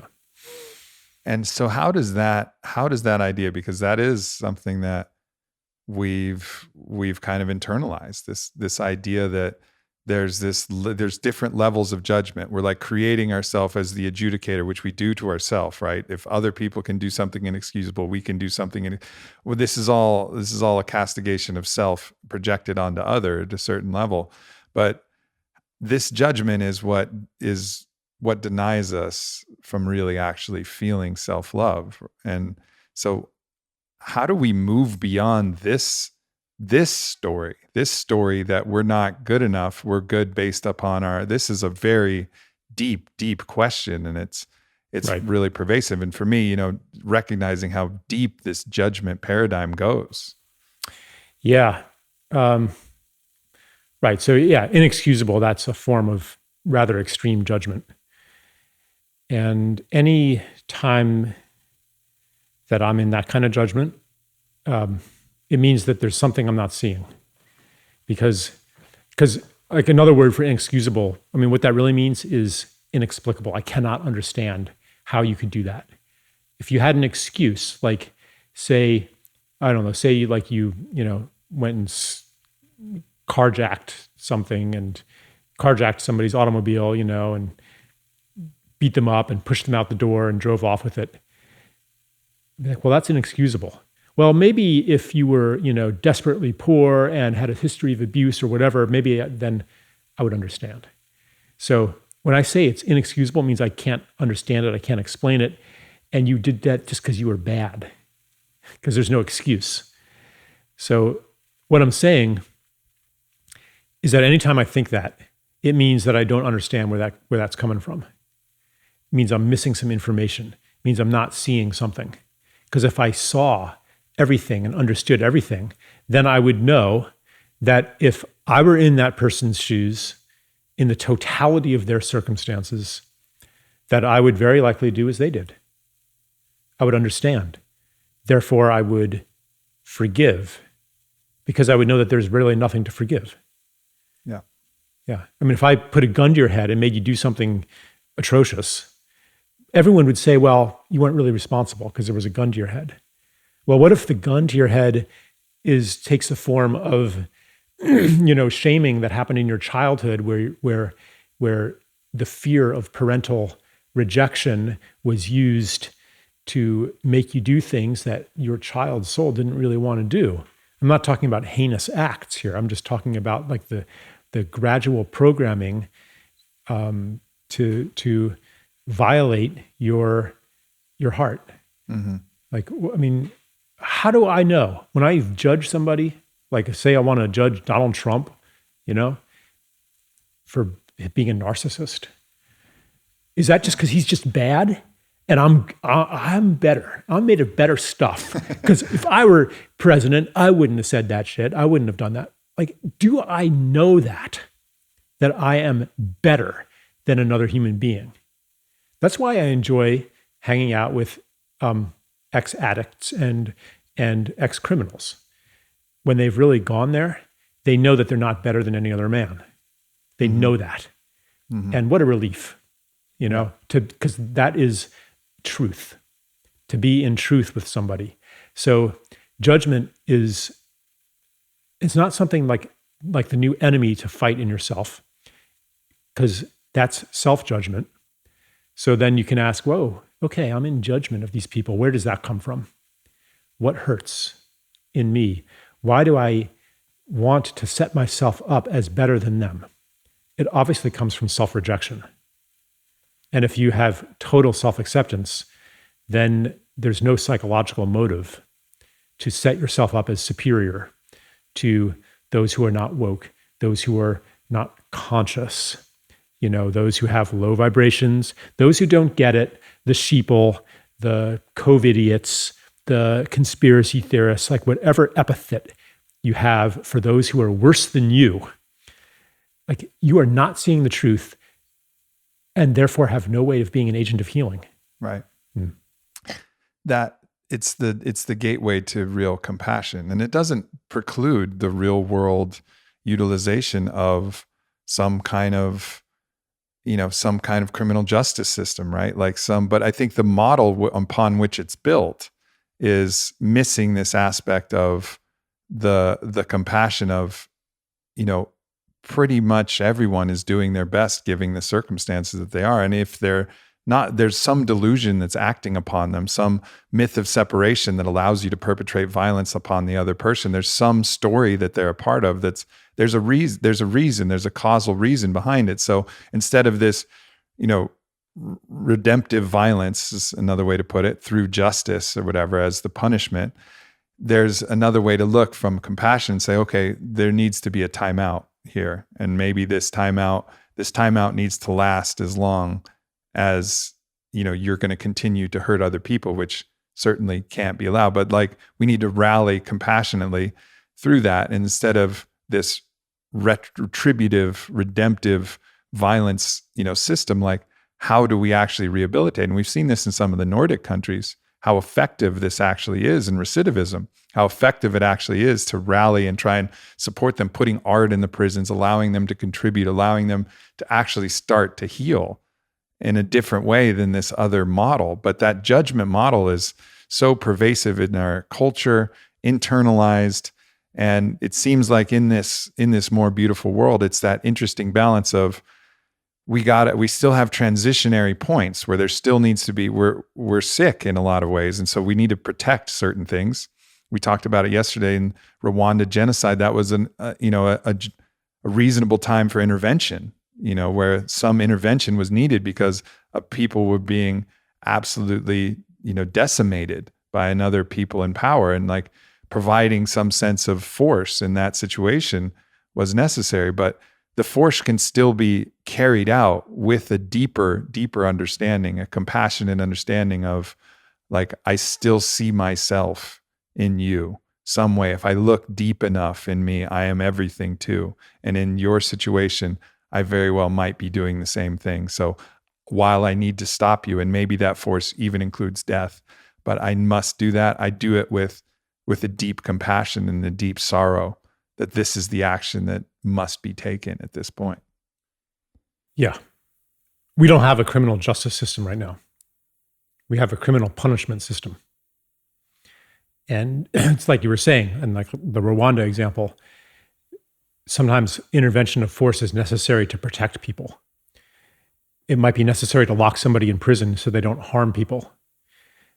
But when we do it because we think that person is unsalvageable and we want to punish them, then we're just playing the same game. Yeah. And forestalling any possibility of healing. It doesn't mean that, everybody's going to heal if we give them enough therapy or something like that, but at least to offer the possibility. Yeah, that invitation. And there's a quote from Goethe that you have in your book. The way you see people is the way you treat them, and the way you treat them is what they become. Right. And some fucking deep wisdom there is, like, if we want people to actually heal, we have to see the healed person within them and see that, even if they're behind bars, because, we have to still see, like, I still see the healed person in there. And when that emerges, like, there's another opportunity, and maybe that's just an opportunity within the bars. I don't know. I'm not trying to revise it. I don't have the intelligence and to revise the criminal justice system, but I see that truth as being real. Right. Yeah. Beautiful. I love that quote. The way we see people is the way we treat them. The way we treat them is the way they become. So one way I like to phrase that is, the story that you hold about somebody is an invitation for them to be that and for them to act from that. So if I hold you in suspicion, and I don't trust you, and I'm on guard all the time, then I'm inviting you to be my adversary. And like, if I see you as a threat to me, and gosh, your platform's expanding at the expense of mine, or something like that. Mm-hmm. I'm going to do the things that are going to put you into that role. And the same, I wrote a book on climate, actually. I speak at a lot of environmental things. It's a very counter-narrative book in many, many ways. But one of the things I say is, like, this whole thing about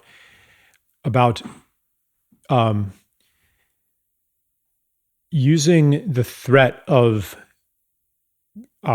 civilization's annihilation to make people do pro-environmental things, or putting financial incentives on it, like trying to scare people into environmentalism, to talk to those corporate executives, because I know that they don't give a shit about the environment, so I'm going to scare them into it instead. shame them into it instead. That's a pretty insulting story to hold about somebody, that they don't care about the world.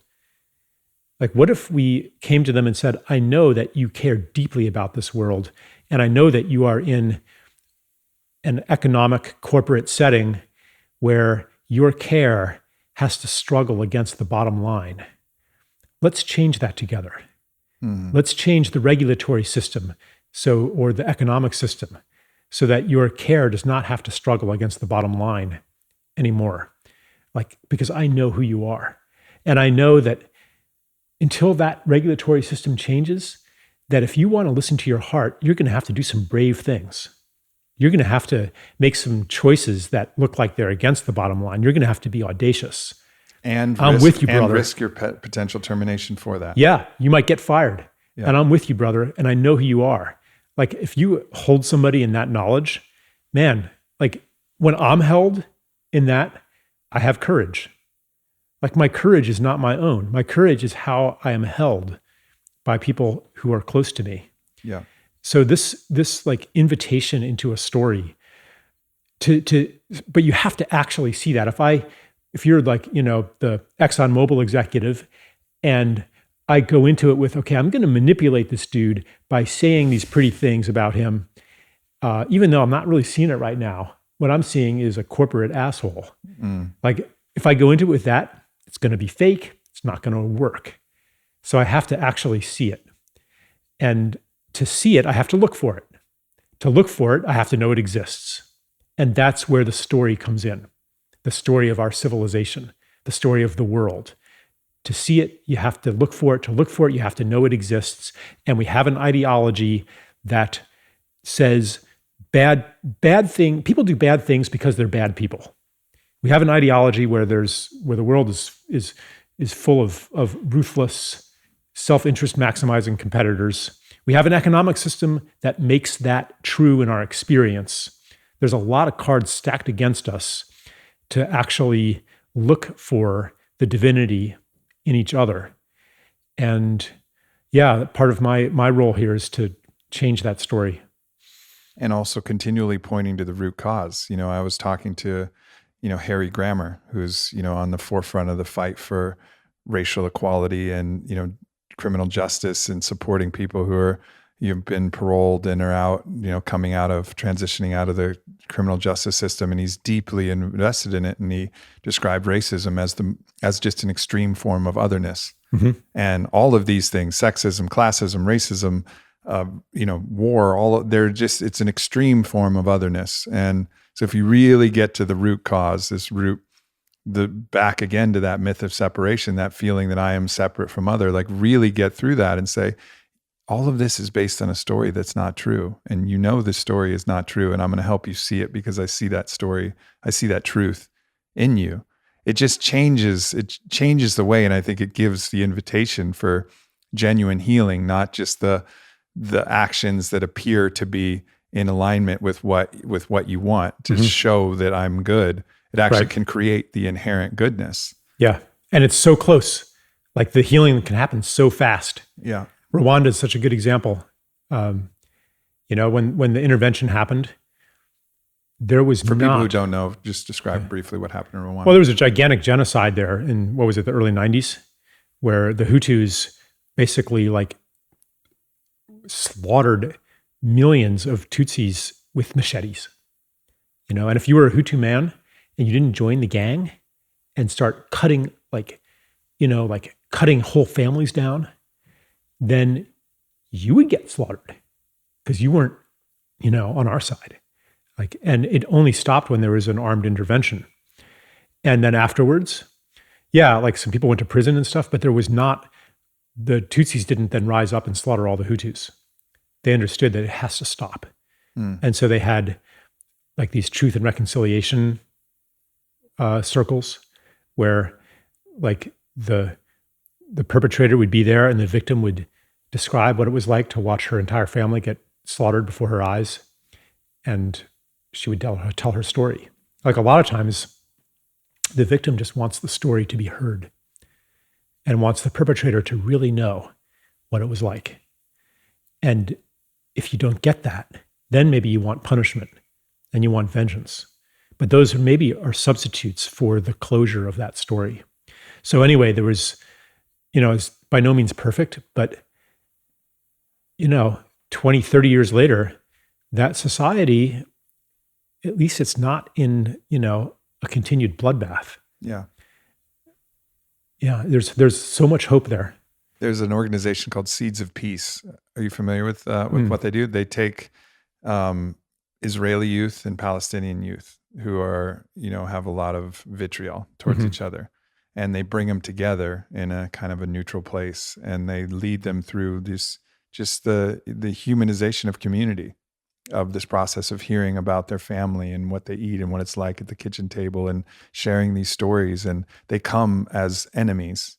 And what they've found through their process is they leave as like, oh, I see you. I see you as just the same on this other story, on this other side of this wall.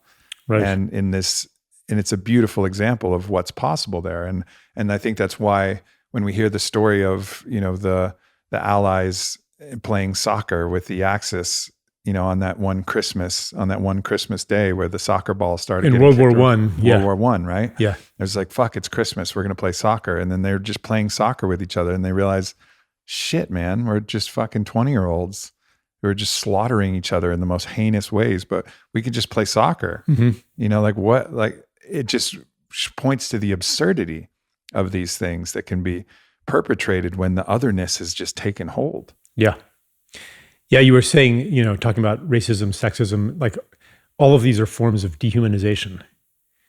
Dehumanization, which is to hold somebody in a story that they are less than fully human. And it's not just racism and sexism and all these isms that exemplify dehumanization. It's also what we're seeing on the internet, in social media, in the comments threads, where, it's the same vibration of you must be morally or mentally deficient to think such a thing, to say such a thing. Shame on you. Like it's just this in total environment of reducing each other to something less than human. I started an online community. I'm like, okay, I'm going to do the opposite. The community is going to be based on reverence, where every interaction you strive to hold in mind that the person you are writing to is a divine being, which is simply the truth. Let's start living in reality, people. It's the truth. Yeah. You are a divine being. Yeah. You've had experiences where you know that, where you experience it. Right now, it's true. You know it. Stop gaslighting yourself. Live in the truth. Yeah. Yeah. So vital for our time, so prescient. And this is one of the things that the pressure of the circumstances and the situation that we've seen on so many fronts has the opportunity to reveal, by taking things to these extremes, you can actually start to see from the meta perspective behind the curtain of what's actually happening. And, potentially that's the positive way to look at whatever. That's a way that could potentially give us hope. We don't know. The story hasn't been told. We can't say that, oh man, I can't believe this happened. But we don't know from the future perspective whether this was absolutely necessary for us to become aware of these things that were internal. Like, we can't say that. I remember I asked one of my spiritual teachers, Paul Selig, and I asked him, I said, did Jesus make a mistake? Because, his teachings have gone on to justify so much genocide and war for all of these years. And, Paul is just a very humble and sweet man, but he has the access to the guides are anything but humble and sweet. Yeah, exactly. Yeah. And we were eating shrimp at a dinner, and I was just expecting to talk to Paul, but then he's like, I don't know, let me ask. And so he asked the guides, and he says, basically the guides, and I'm paraphrasing because I can't remember exactly what they said, but they were like, you're looking at this from too short a perspective. His teachings aren't done yet. His teachings have just begun. They're going to continue for eons into the future. So to judge whether he made a mistake now or not is just a false perspective that you're adopting. You're adopting the perspective of from up to this point. But you don't know if all of that was necessary to keep his teachings alive, so that maybe 2,000 years, the mystical truth, something that Ted Decker is talking about, finding that real Christ consciousness within everybody, what he was really saying, it was necessary for all these power structures to enforce it and keep it in play and instill this idea. And then eventually that would transmute into something that is happening exactly perfect for the world, despite all of the atrocity that has been led up. And of course, there's a lot of good, there's a lot of beautiful feelings that people have gotten and understandings. I'm not saying that it's all been bad, but there has been quite a bit of bad, burnings of witches and et cetera, inquisitions, all of these different things. And that was a moment for me to be like, damn, to be in judgment at this point, to not have the, epistemic humility to say, well, shit, I don't know. I don't know if this was exactly what was needed. Because I've certainly had a lot of terrible things happen in my life that I thought were terrible, quote, terrible, that weren't terrible, that were absolutely necessary to put me on the path to where I was going. Failed attempts at this, failed relationships, failed all of these things. You can judge those things as failures, but they were absolutely necessary for my own progress and my own path. And so I think part of the art of living is to have that humility and also make the choice. Like, I remember when I got in my car accident, which was completely random and heinous, and my face was disfigured, and I had just this overwhelming sense, and I felt really guided in it. It's like, I don't know why this happened, but I know it happened for me. And I just don't know yet. And I'm still trying to figure that out. I have some ideas, but I don't know fully yet. And maybe I won't know, but it's just the choice for faith, that I have faith that this happened for a reason, and just it hasn't been played out. Or maybe I just don't have the ability to see from that 5D perspective where I can look back down and see exactly what was necessary. Yes. Yeah, you don't necessarily have to understand what the purpose was for the purpose to have had its effect. Right. And sometimes trying too hard to figure out what it meant is an escape from fully receiving the experience. Yeah, no doubt. Yeah, it is a trust in life that you're talking about.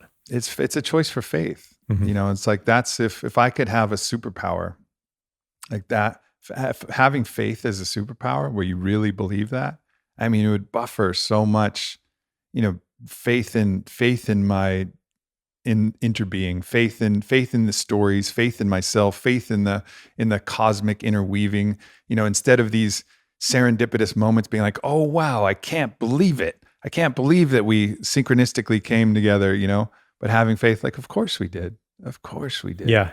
But for me, like, I can't believe it is a medicine too, because it's like this, that it gives me gratitude. It's like, whoa, how did that happen? Oh my God, I didn't make that happen, yet it happened. The universe is generous. Yeah, it is. It's a gentle reminder, just pushing us towards. And how many times does that have to happen before we start to have faith?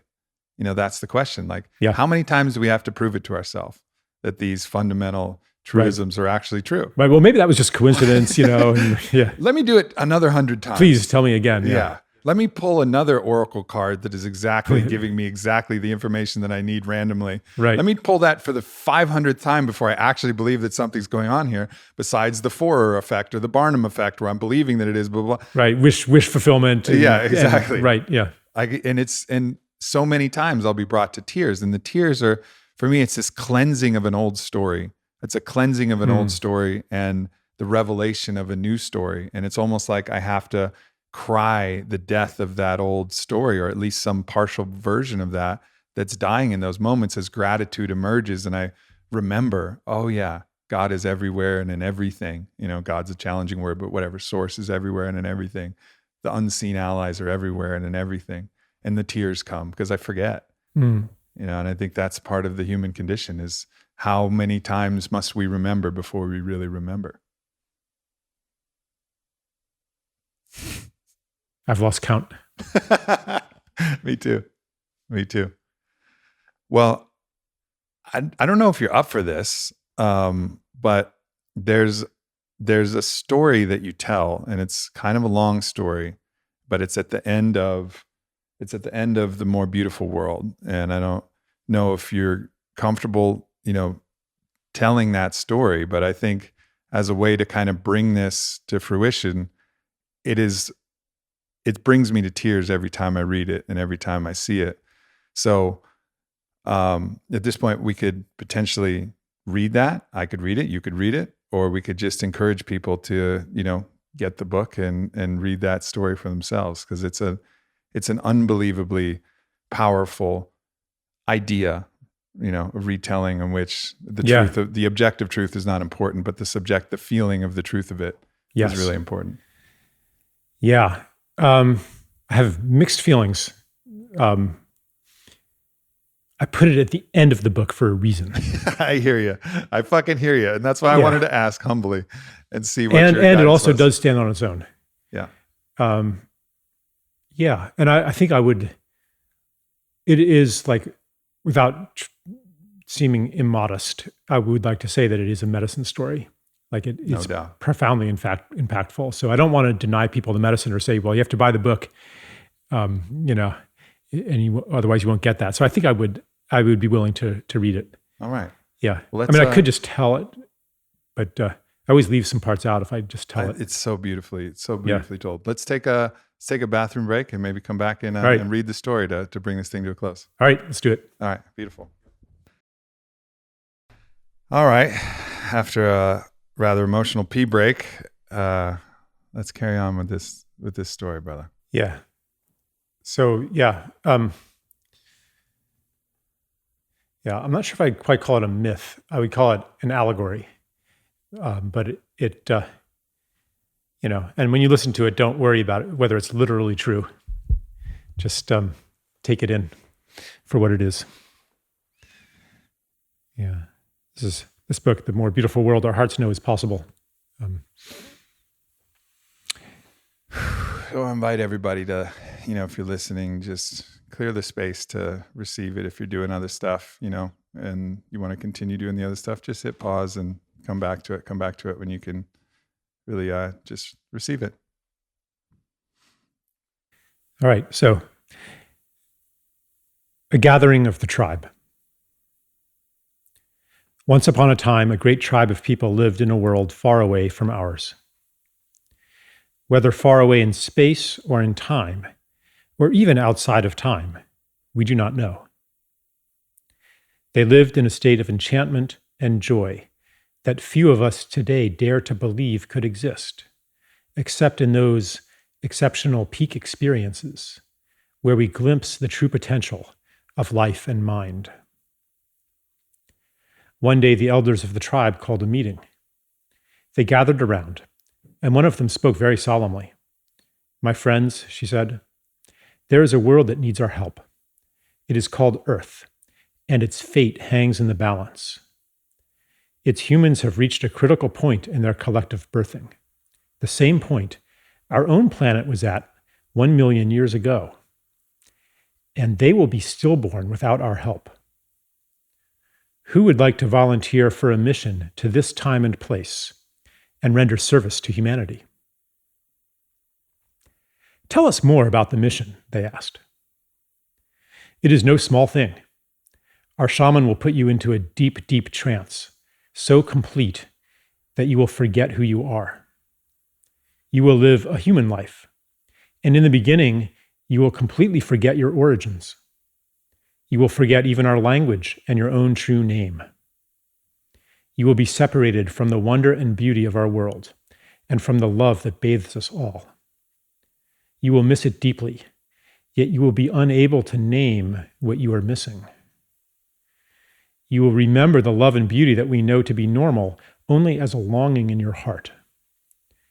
Your memory will take the form of an intuitive knowledge as you plunge into the painfully marred earth that a more beautiful world is possible. As you grow up in that world, your knowledge will be under constant assault. You will be told in a million ways that a world of destruction, violence, drudgery, anxiety, and degradation is normal. You may go through a time when you are completely alone, with no allies to affirm your knowledge of a more beautiful world. You may plunge into a depth of despair that we, in our world of light, cannot imagine. But no matter what, a spark of knowledge will never leave you, a memory of your true origin will be encoded in your DNA. That spark will lie within you, inextinguishable, until one day it is awakened. You see, even though you will feel for a time utterly alone, you will not be alone. We will send you assistance, help that you will experience as miraculous, experiences that you will describe as transcendent. These will fan that spark into a flame. For a few moments or hours or days, you will reawaken to the beauty and the joy that is meant to be. You will see it on Earth. For even though the planet and its people are deeply wounded, there is beauty there still, projected from past and future onto the present as a promise of what is possible and a reminder of what is real. After that glimpse, the flame may die down into an ember again as the routines of normal life there swallow you up. But after each awakening, they will seem less normal, and the story of that world will seem less real. The ember will glow brighter.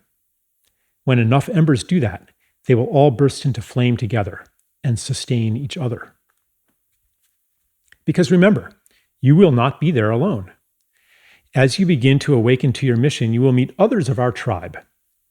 You will recognize them by your common purpose, values, and intuitions, and by the similarity of the paths you have walked.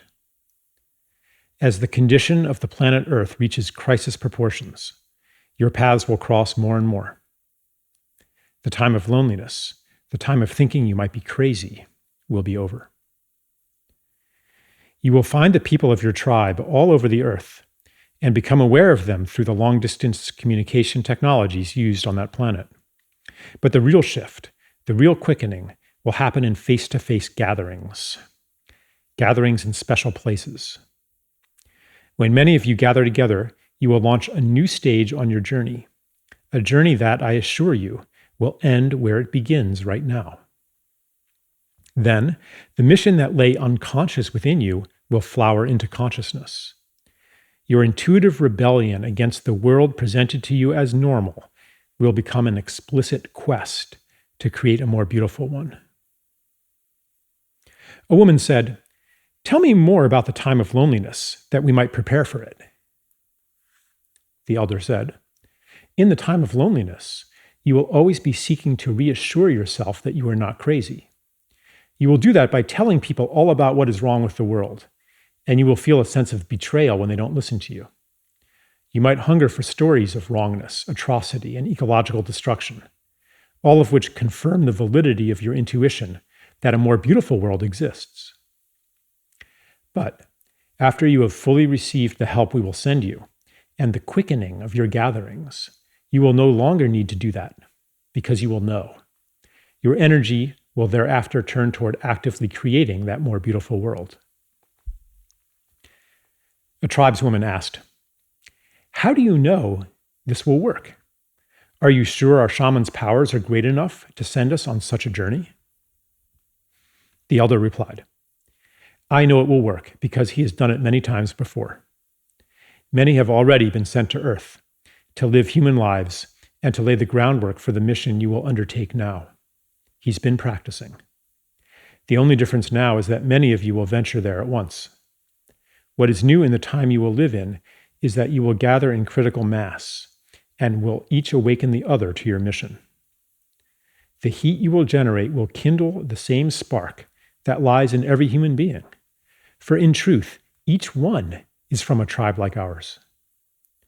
The whole galaxy and beyond is converging on Earth, for never before has a planet journeyed so far into separation and made it back again.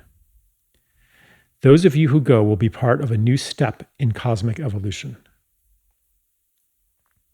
A tribesman asked, "Is there a danger we will become lost in that world and never wake up from the shamanic trance?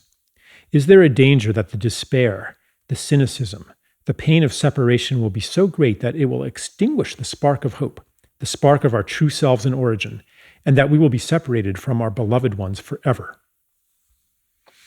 The elder replied, "That is impossible.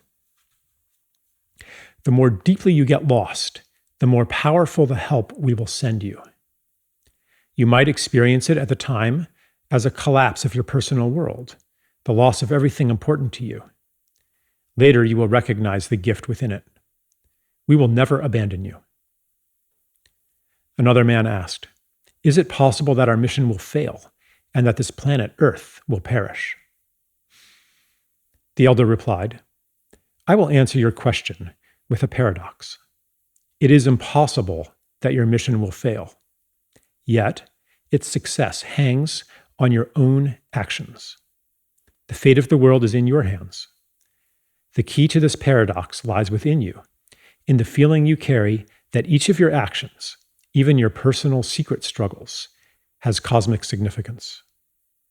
You will know then, as you know now, that everything you do matters. There were no more questions. The volunteers gathered in a circle, and the shaman went to each one. The last thing each was aware of was the shaman blowing smoke in his or her face. They entered a deep trance and dreamed themselves into the world where we find ourselves today.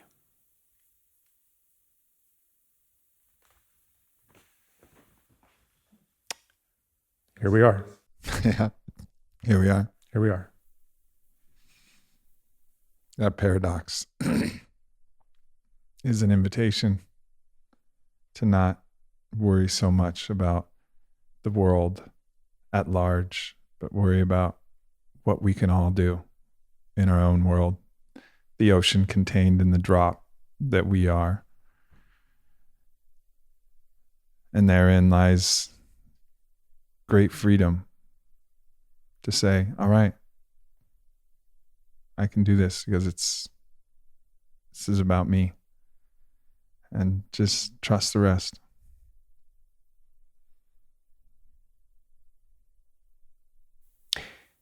Yeah, I would add,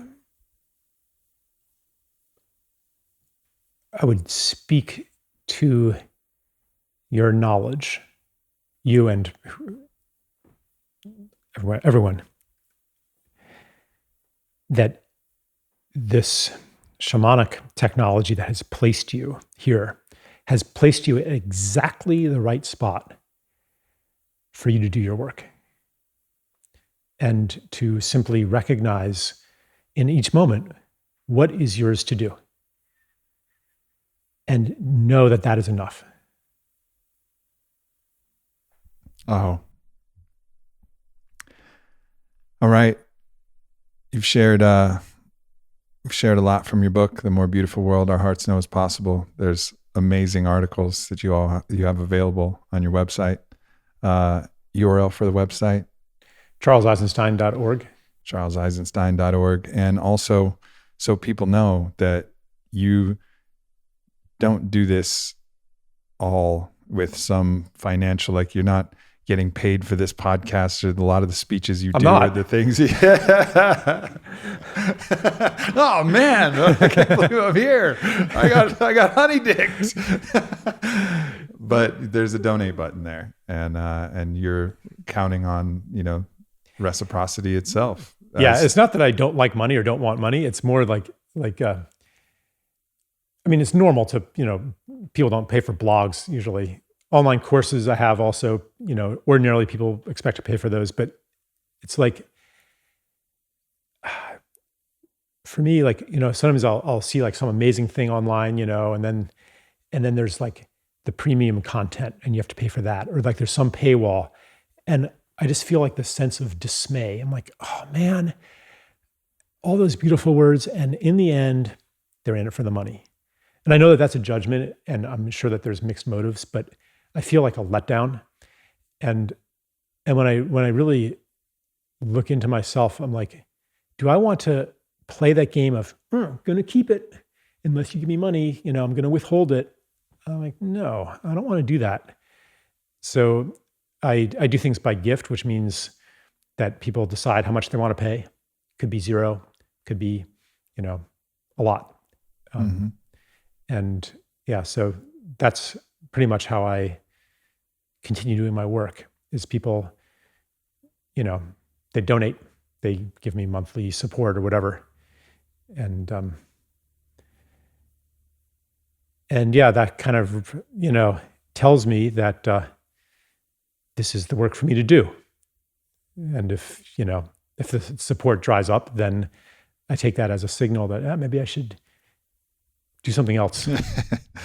Yeah. It's that deep trust in the law of reciprocity. It's one of the businesses that I have is it's a yoga studio called Black Swan Yoga. Mm-hmm. And Black Swan Yoga is based entirely on a donation model. So we offer the yoga and you pay what you want at the end. Mm-hmm. And overwhelmingly, it's the business works. Yeah. People pay because the yoga is great and the experience is top notch. And, that feeling, trusting that sense of reciprocity is going to come. It's a beautiful model. And for those people who do charge for courses, and I have things that I charge for, and there is some value in making that investment to show that you're really serious there, and you're not having people in there to come in to denigrate the community just because they can and throwing around. Like there's all kinds of different reasons for that are super valid and important. And it's important to maintain the integrity with the buy-in. Yeah. I'm not saying that my way is better, No, but there's also a beauty, and there's a time for all of it. And I think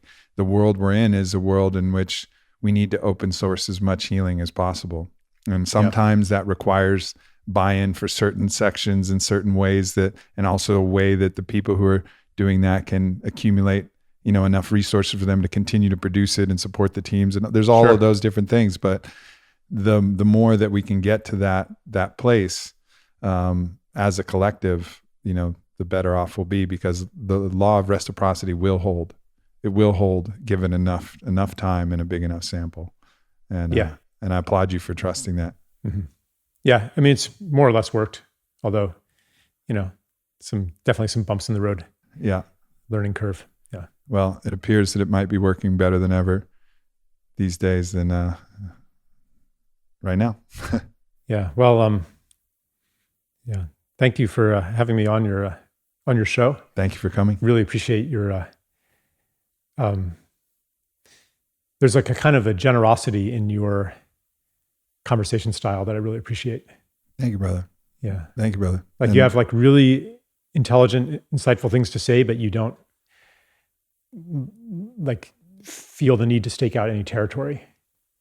So yeah, really, I see that. Yeah. That's the humility of knowing that any territory I stake out, I look at from 20 minutes later and be like, whoa, why did I put that stake right there? Why did I say that? Yeah, right. Yeah. That stake is in an interesting spot. Let's just try to pull the stakes up and then reevaluate. And that's been the beauty of us, not only in this conversation, but in dinner last night and reading this. It's like, oh yeah, like here's this other thing. Here's this thing I got in the habit of saying, but you offer this other way to look at it and you go, oh, wow, yeah. Like let's adopt that. And that's the beauty. And it's the beauty of that kind of open-mindedness to not be attached to your ideas being right at any given point, but that it's just the evolution of knowing and the evolution of sharing. So I do my best. Yeah. Thank you. You do well. Thank you, brother. Thank you. And thank you everybody for tuning in. Thank you for your time and your attention and your love. And we love you all deeply. Thanks for checking out this video. For more like it, please subscribe to my channel. And of course, the Aubrey Marcus podcast with new episodes every single week. And follow me on Instagram @Aubrey Marcus. Thank you so much.